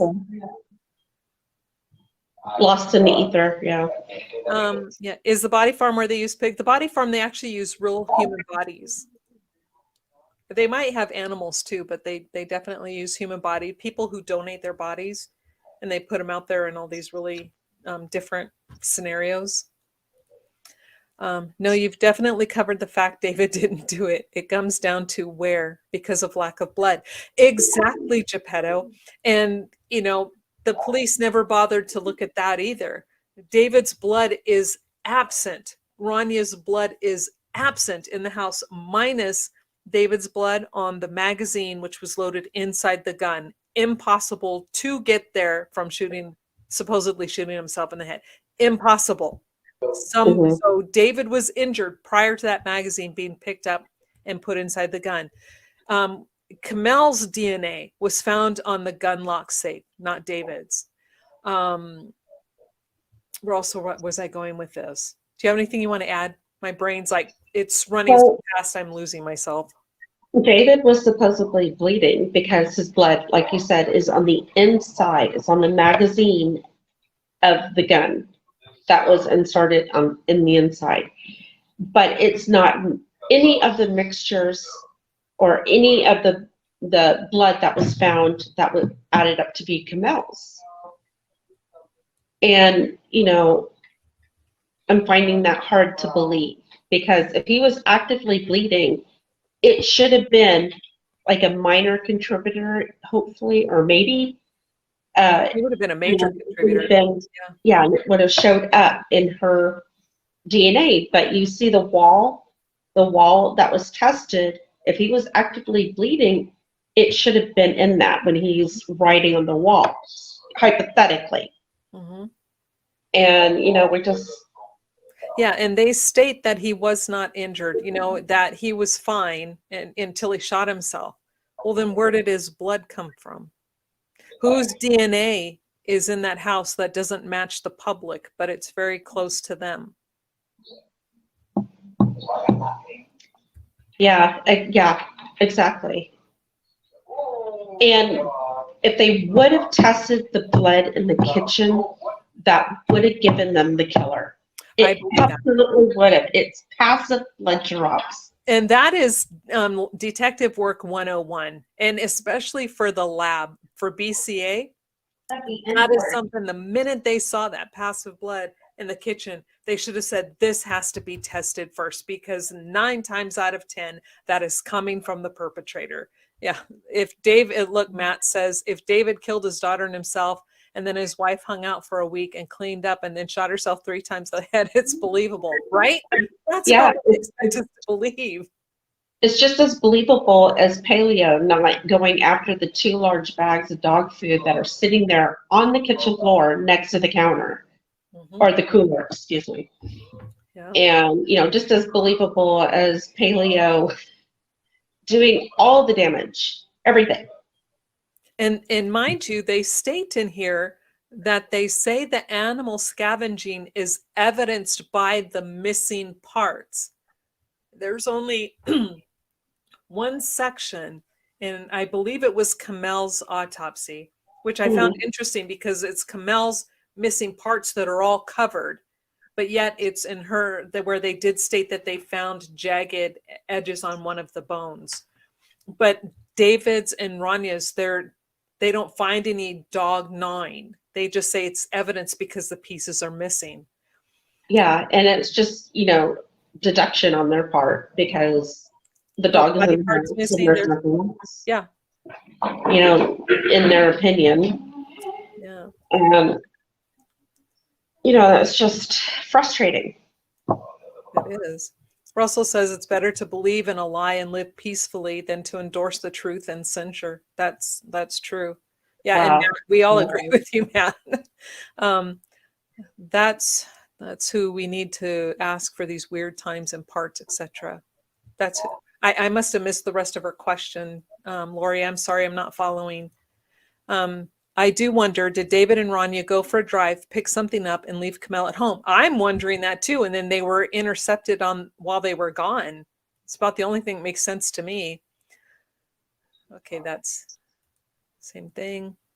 The coroner was in the house for an hour and a half and called it unheard of. I think they were really only there for 45 minutes. I know somewhere else it said an hour and a half, but on the timesheet, it was a 45-minute thing. It was.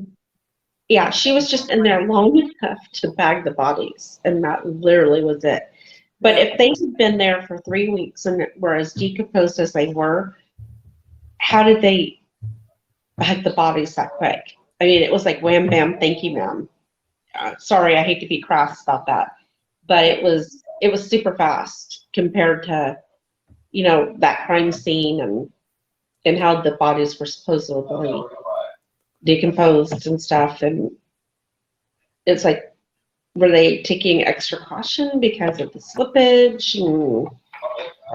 Well, and that's the thing is I can only compare what they did at this crime scene to the one time I went to a crime scene where a murder was involved, and it was a shooting. And the deputy coroner I went with on the scene, they were there, and this was one person.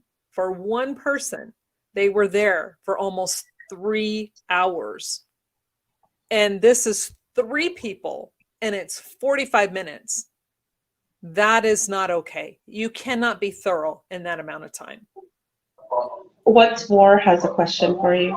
Okay, let me go through these. Yes, Matt, no Hello, hands, no War. arm. Matt, what was missing were David's right hand, both of Kamel's, and then David's, most of his face and head, Kamel's, Mhm. most of her face and head, both hands, and And Ranya's entire right arm, completely from the socket. The bodies they found were not David and his family. I'm sorry, what? oh, I was going to address both Kamel and David, the soft tissue in their neck, their thyroid, their Larynx larynx, hyoids, bone, everything was gone. is gone. That's a perfect cover up for strangulation. Just Yeah. saying. And you have to remember, Kamel was she was face down on the floor, lying on her left arm, right arm above her head, a blanket now over her head, and no evidence that the dog was pulling on this blanket that covered her head completely. And they didn't know she was missing her head until they moved the blanket. But yet they say the dog did this. She should have been in there 4 hours. No, Sophia, you hit the nail on the head. Hours. If you've ever had a dog, especially a hungry and over an almost 3 weeks, bored dog, everything would have chew marks. Exactly. Especially a young dog. Yeah. I mean, That's wild AF. No way a dog could consume human bones. Now, I have talked to a couple of veterinarians, and then when I talked to Dr. Kelly, they did state that dogs do eat human bones, but it would be evident. You would see it in their feces, and you would see bone fragments, chips, and bits everywhere. and let's discuss the skull pieces because they don't have all of the skull pieces. So, and animals out in the wild don't eat the skull. That's usually what they find of a body is the skull because it's so thick. Mm-hmm. And that was the one thing. And when I talked to Dr. Kelly, he did show me a body that had been consumed, partially consumed by a small dog. It was like, it's been a while now, but I think he said it was a Labrador puppy that was like 16, 20 weeks old. So don't quote me on that. I think that's what he said, but I do believe it was a Labrador puppy. But it was an older person, and everything was gone minus the head and the spine and then the lower portion. Everything else was gone. But like I told him, and this is where he got mad at me because I'm looking at this photo and I said, but her head is still there. Her head is completely intact. David and Kamel's, everything else is still there, but their heads are gone. So it's the exact opposite. And I kept trying to ask him, how could that happen? How does this happen? You're showing me one thing, but it's the complete opposite of what is in this crime scene. So he got mad because I guess I was questioning his authority. I'm not questioning his authority. I'm questioning the response. That's a difference because when you have people who are missing heads and they're trying to show me a puppy can eat bones, but the head is still there, I have a problem. No, the family didn't ID the bodies. The police officers supposedly did by tattoos. Well, in the report, it says positive identification is made by comparison of antemortem and postmortem dental radiographs, as well as comparison of tattoos on the body with antemortem photos of the decedent provided by Apple Valley PD. So they got their dental records and compared the teeth. So, I mean, that's pretty accurate. Not that the teeth weren't in the head. Huh? The teeth weren't, not all the teeth were in the head. But David had his mandible there. Yeah, he had the mandible, but And then they had the maxilla. There was a complete maxilla intact. I do believe those were Camel's teeth because there were no fillings or anything at all. They were like beautiful teeth. So I'm just assuming that that was her teeth. If not something that, yeah. Would David's excuse to leave the army be to start a family with Camel? Now, didn't she start, wasn't she pregnant while he was in the army, Sophia? yeah, yes. He got out, and I think like the month after or 2 months after is when Rania was born, when he got back, because he was overseas. So yeah, so she got But pregnant before he left. Then he got out while she was pregnant while he was still over there. yeah, but supposedly she had flown and met him on leave. Okay. Supposedly, I don't know the whole story. So her fault. That makes me more uncomfortable when commitment is required. I had, yeah, I tend to ask too many questions, I guess. So her fault. But yeah, but does anybody have any questions about the autopsy reports? I mean, you or guys, the I'm sorry, go ahead. or the police, just any questions about in general, because that's what we're here for. And but yeah, the autopsy reports too, because that's what we have pulled up. Also, while I have everybody's attention, if you enjoyed tonight's discussion, would you please hit the like button for Catherine, please? And you guys have been great. Any photos of the bodies? There's one legit photo. And do we know where that is? Is that on Greg's site, or did he not post that? He did not post it on his site. Yeah. You would have to ask Greg for it. I'm sorry. Yeah. It's graphic. It's like it shows David lying straight out, his legs straight in front of him, underneath the blanket. Camel's sweater's partly on top of his right leg. His feet, though, are sticking. His right foot is out of the blanket. The part of the left foot is partially under the blanket. Camel is on top of this blue blanket that is covering David. She's face down. Her legs are spread. She's face down. Her left arm is under her body. And then you're assuming she's like this by the description that you read in the reports. There's a blanket covering her head. Rania is in the photo, she's on top of her mom's legs, between her mom and her dad, but that's not how she was originally found. So it's graphic. It's very sad.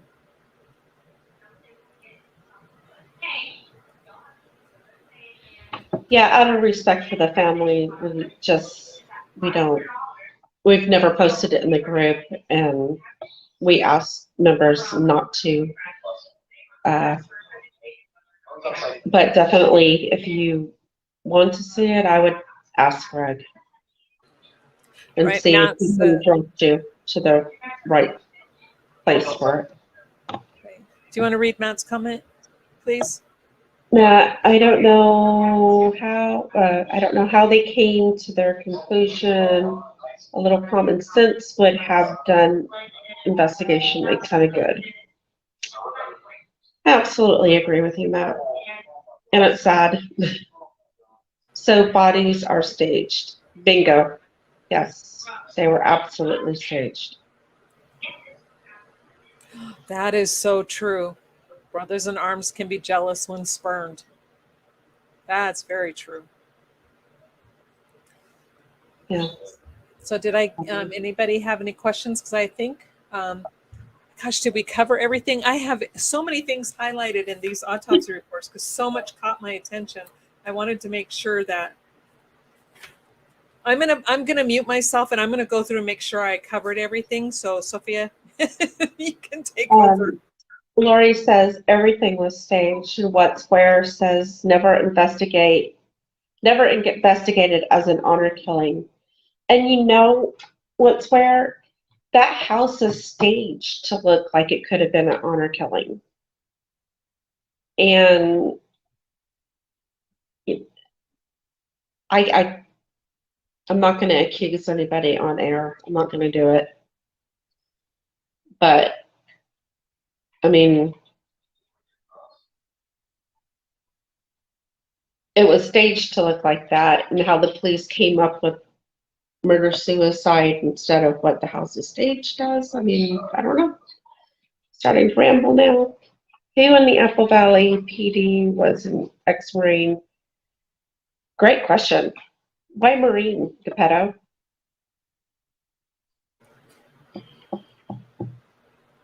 Ex-military? I'm thinking there was quite a few of them that possibly were ex-military.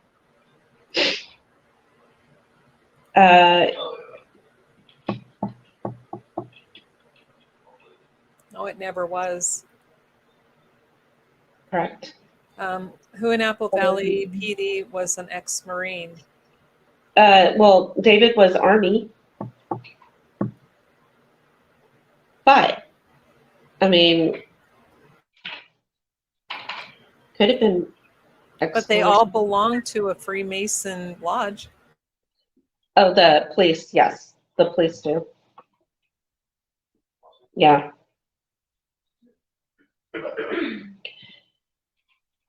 Okie dokie. See, now we're getting into that gray area where we're going to start accusing people. I know, I don't want to do that, definitely, because if I'm wrong, oh boy, could I get in trouble. No kidding. And sorry, guys, I'm not going to even stray close to accusing somebody. So. No, I don't want to end up in jail or sued for saying something. Yeah, exactly. That's suable. I'm not going to get sued.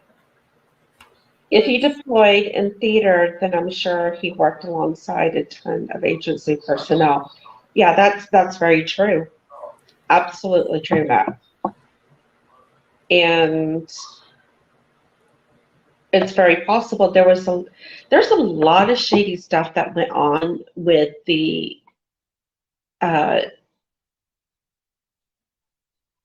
see, I was in the Air Force, so I'm thinking flight, but I don't know what it is for Army. Uh, the ones that were stationed with David in Afghanistan. If you start digging into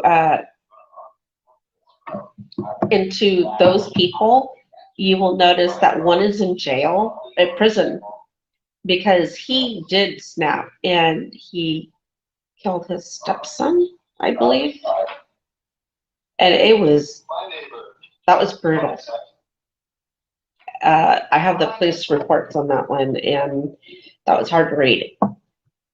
And there was another one or two of them that died. One was killed by a friend, just so there's something that's going on with that particular group that was over there stationed with David in Afghanistan, because quite a few of them either are not alive right now, or they're in prison, or they just dropped off the face of the earth completely. So you have to start to wonder. I know that Greg and I were doing a deep dive on that several years ago, and it was pretty shocking. What else is going on? Me too. Well, I wanted to point out the other thing that I did find in the autopsy reports. In David's autopsy, again, guys, I have so much highlighted, you can't see it, but I've gone through these reports like crazy. In the section of the autopsy reports titled Body Cavities, David's states green-brown decomposition fluid is in the pleural, pericardial, and peritoneal cavities. Notice the wording. Rania's states decompositional fluid is in the pleural, pericardial, and peritoneal cavities. Now remember, David and Rania were autopsied by the same ME, so the wording matters.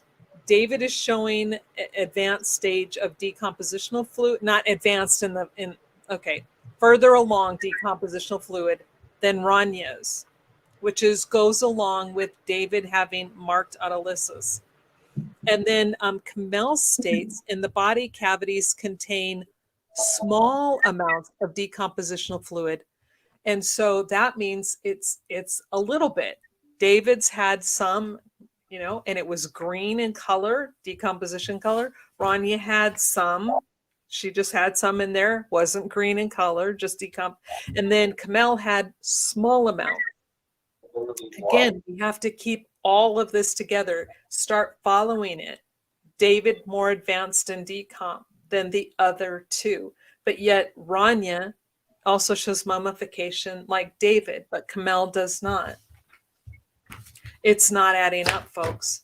It's not at all. So let me get caught up on the comments. I'm sorry I fell behind. Yes, they can. You can do that. I believe Greg has got a couple of videos with a picture in it. Was a video done on the phone records? Yes, Sophia, we've done a couple of videos. If you look through my my videos on my channel, we go over the phone records. Let me see if I can find them and link them. Okay. You two gonna have a chat soon. I'm gonna find these people. These people are the test. They will gladly answer some of these questions. We get stupid answers from people that logically should know. That would be great. You don't want to sleep when this fish with the fishes either. You're right, I don't. So I'm gonna, keep my opinion to myself. Wasn't his partner a Marine with David? Wasn't his partner a Marine? Were one of the guys a Marine? I know Mitch Heil was in the Army with David. Yeah, he was Army. Also, Chappelle, I write about the phone records in the book collab that's going to be coming out in this next year. So you have that to look forward to. Yeah.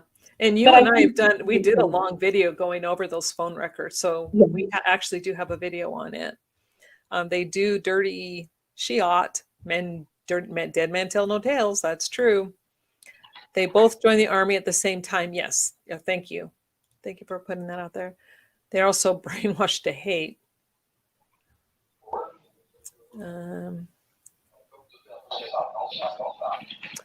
Can you explain mummification?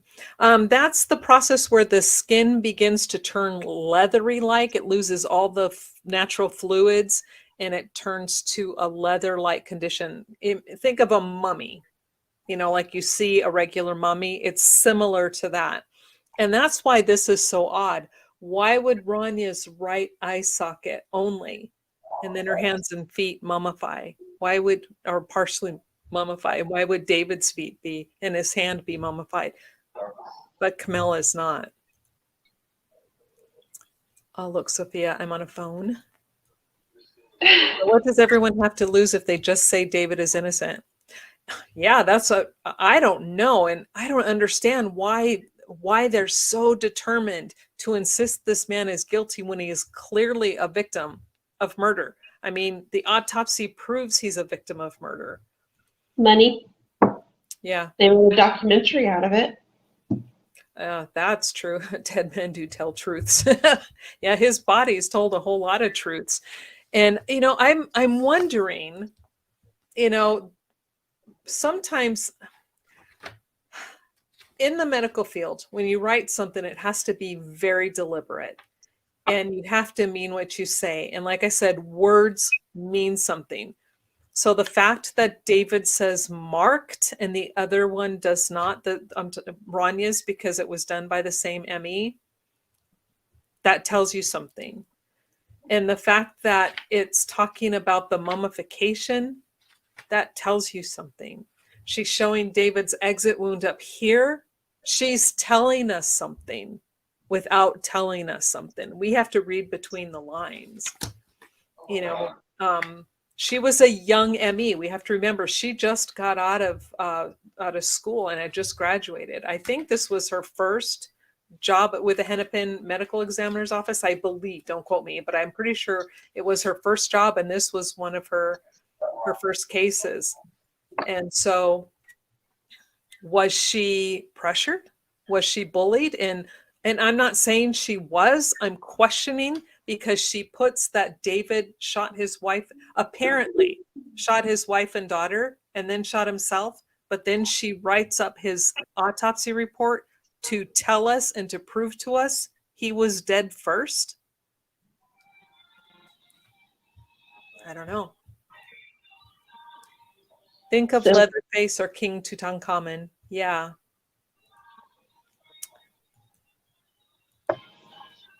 Yeah, it's just very suspect. Mm-hmm. And what is this link to, Sophia? The phone records. Okay, that's the video we did. And there's 3 of them.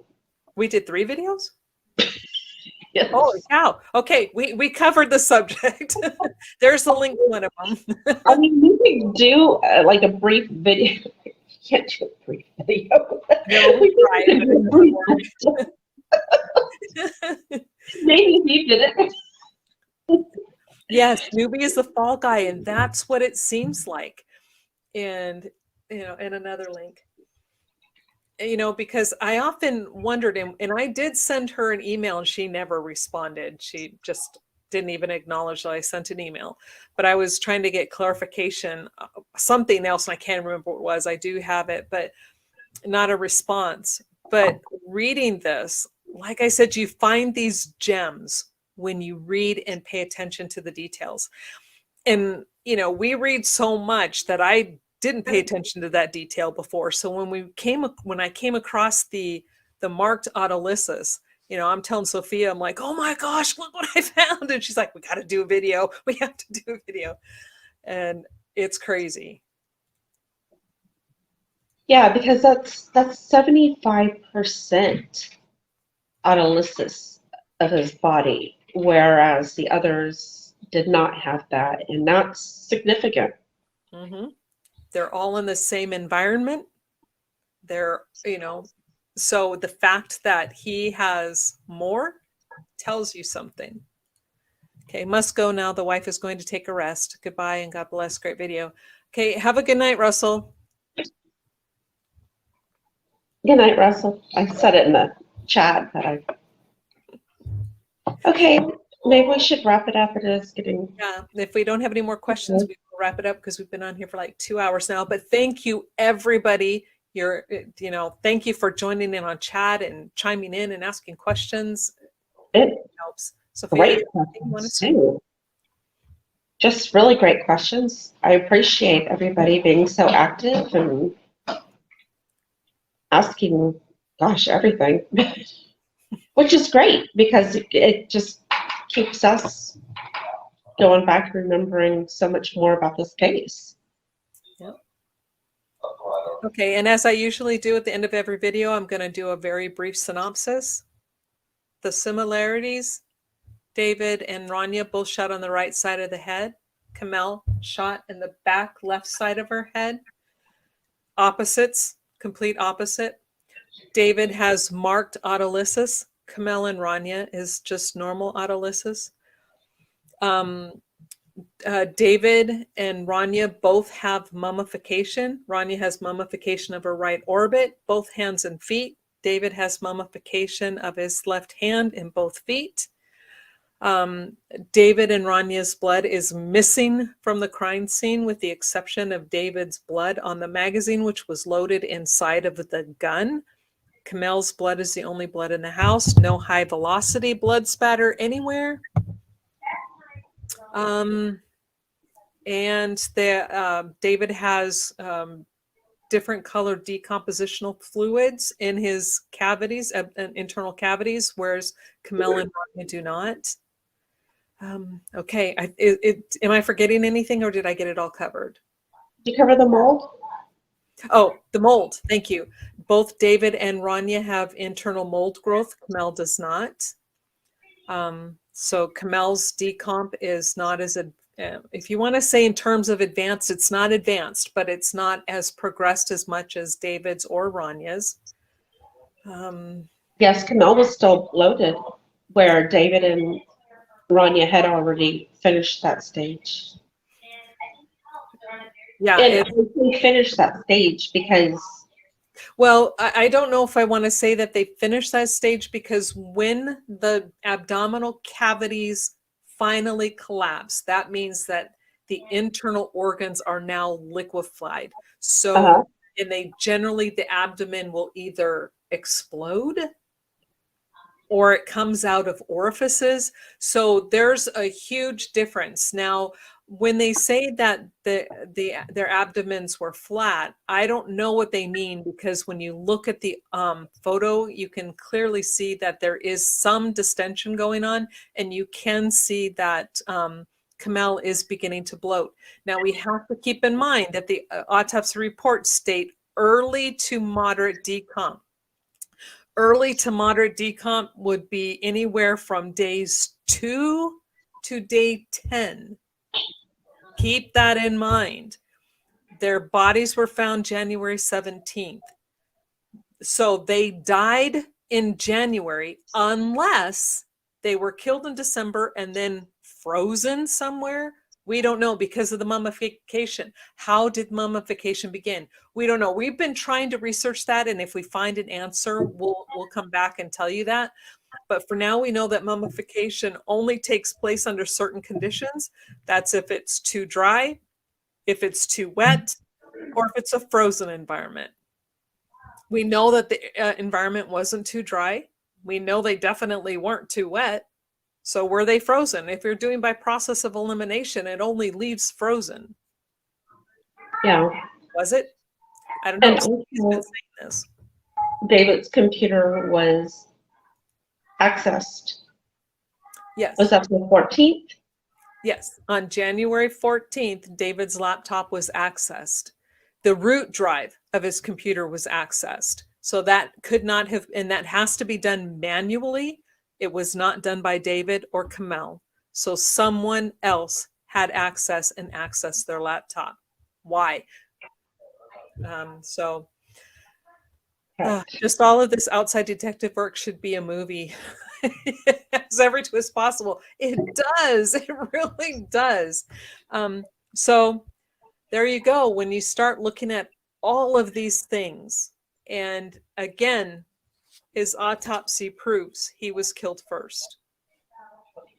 The autopsy proves it. So he could not have killed his family. So again, thank you guys for joining. Sophia, you want to any last words? Just want to thank the live chat. They've really been great tonight. I really appreciate it, and lots of great questions and points. So thank you very much. I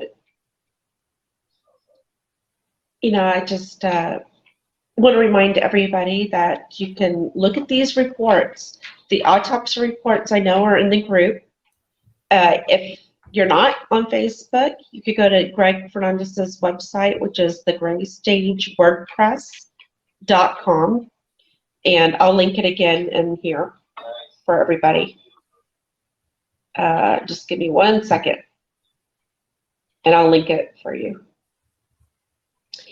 And let's see here. There we go. Sorry. There it is for everybody. You can download all the documents, because he has everything. Photos, documents, reports, and so much more in regards to this case that we've collected over the years. And his book is also there. You can do a free download. I feel like I'm doing a commercial for Greg. And I think that's about it.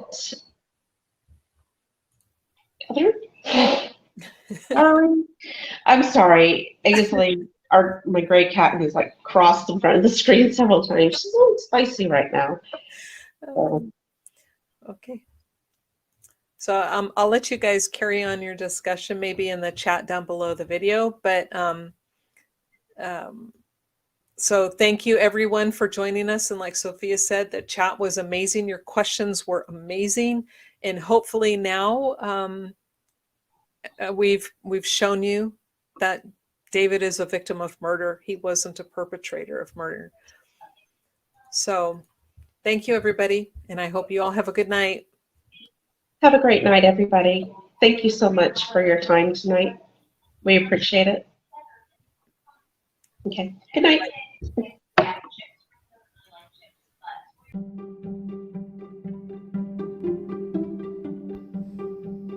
Hello, everyone. This is Sophia from the Gray Stage podcast, and I'd like to invite all of our listeners to join the Justice for David Crowley and Family group located on Facebook, where we have almost 4,000 members. In this group, we welcome discussions regarding the case and have all of the documents located in the files section for everyone to review. If you like, you're welcome to visit Greg Fernandez Jr.'s website called The Gray Stage.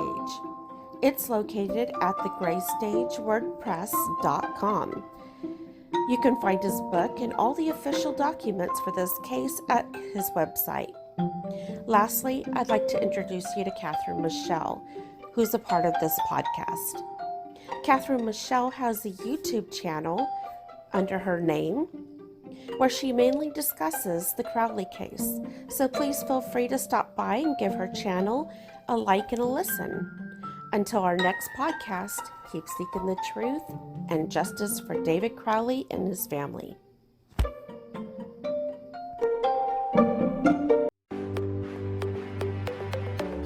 The Gray Stage Podcast. New episodes on the 1st of every month.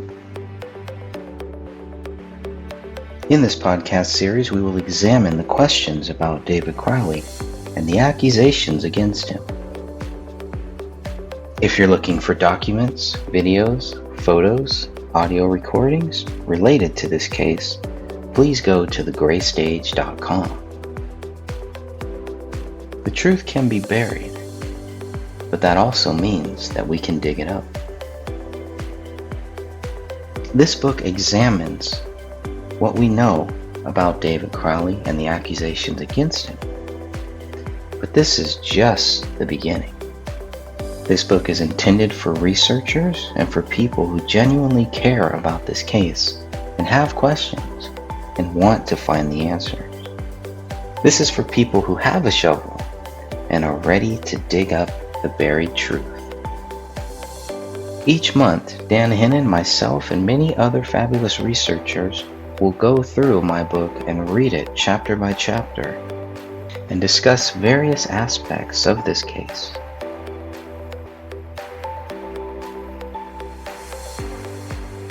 What do we know about David Crowley? What do we know about his family? More importantly, what do we know about the allegations against David Crowley?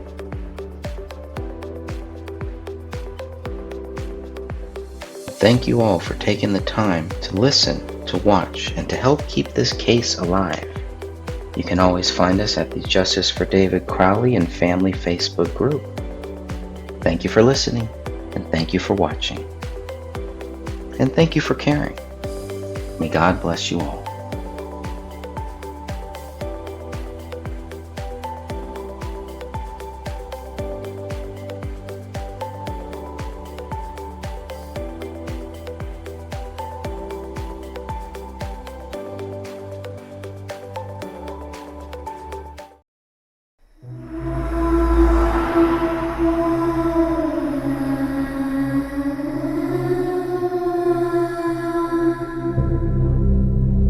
Are you interested in the paranormal, murder mysteries, cryptocurrency, and thought-provoking interviews?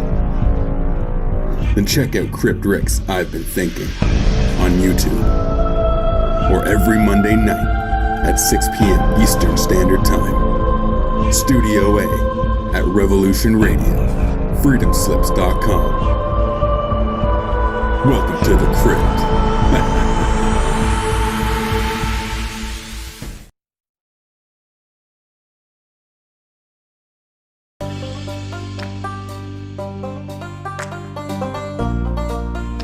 A simple truth. It really is this simple.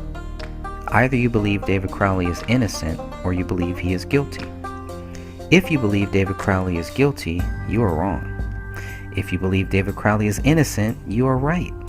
It really is that simple. A United States Army veteran is dead. His wife and his 5-year-old daughter are dead. A thorough investigation would only conclude with authorities admitting they lacked evidence to support their accusations. If authorities were to admit the case remains unsolved, they would also have to admit that the public may still be in danger. I am not able to solve this case. My interest is in forcing authorities to admit David Crowley is innocent. The reason they refuse to talk about this case is not because they are confident of David's guilt. They lack confidence in their allegations. Their department wishes to move on, but they are only lying to themselves. They must know the simple truth, and they need to publicly admit this. Their credibility depends on it now. The unspoken truth is that David is innocent until proven guilty. Why are authorities running from this simple truth? How long do they think they can run for? You cannot run from God. You cannot run from your nightmares. And you cannot run from the facts. Why would anyone want to? What could possibly motivate someone to try? If you cannot prove David Crowley guilty, then he remains innocent. It's as simple as that. So the resistance we face is disgusting. If David was guilty, the evidence would be right in our faces. If David was guilty, resistance to our questions would not exist. If David was guilty, facts would be evident. There are no facts to prove David guilty. There are only facts which prove David innocent. Hence the resistance to getting justice for David Crowley and family. Who cares? Do the people who closed this case and decided to not speak about it ever again really care? Do the friends who accused David Crowley of being guilty days after his body was found really care? Perhaps they only care about spreading the accusations of David's guilt instead of researching the facts of this case. They don't seem to care about the facts which prove David innocent. Truth is a simple thing. Justice does not die. Facts prove David is innocent.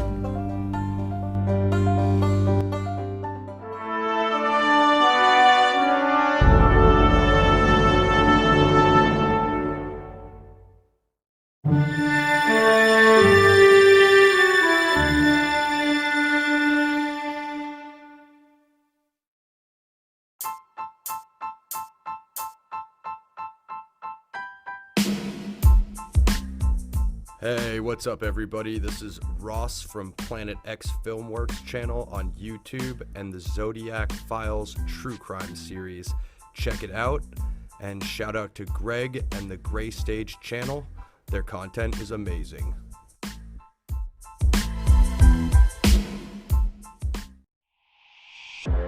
Yes, he has a merchandise video on his Gray Stage channel. You want it? You want it? You want me to send it to you? Oh, whatever. He's selling mugs. You can do whatever you want. You can do whatever you want. He's selling mugs. He's selling tumblers. He's selling leggings. On a 5-year-old, a deceased 5-year-old. And you think that's okay?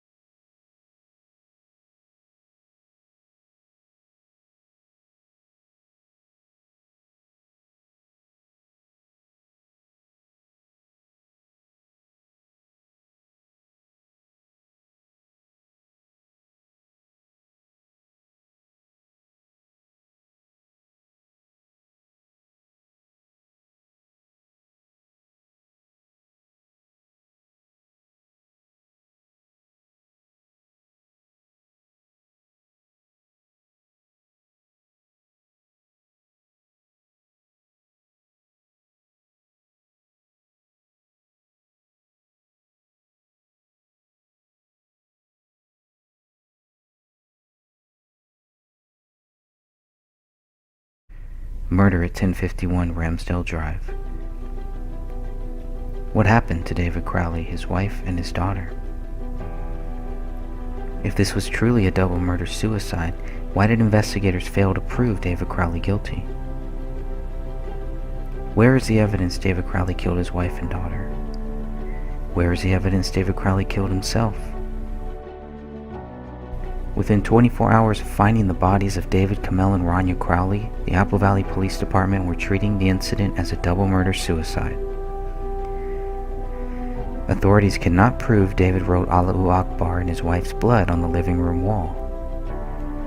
Authorities cannot prove David wrote I have loved you all with all of my heart on a laptop in the kitchen. Authorities cannot prove David wrote Open the Rise most recent version Submit to Allah Now on a notepad in his office bedroom. Authorities cannot prove the dog trapped inside the house ate David's right hand, both of Kamel's hands, and their daughter's right arm, since dog feces tests were never done. Authorities did not know about a bullet that rolled out of a living room carpet until they were notified by the cleaning company, 2 days after the bodies were found. That bullet would later be tied to Rania Crowley. Authorities did not see the bullet hole in the living room ceiling or the bullet in the attic above until they questioned David's friend a month after the bodies were found. Authorities did not find a motive to support their accusations against David Crowley. Authorities did not find David's blood on any of the bullets at the crime scene. Authorities do not know when David, Kamel, and Rania Crowley died. What we know for sure is that David Crowley has not been proven guilty.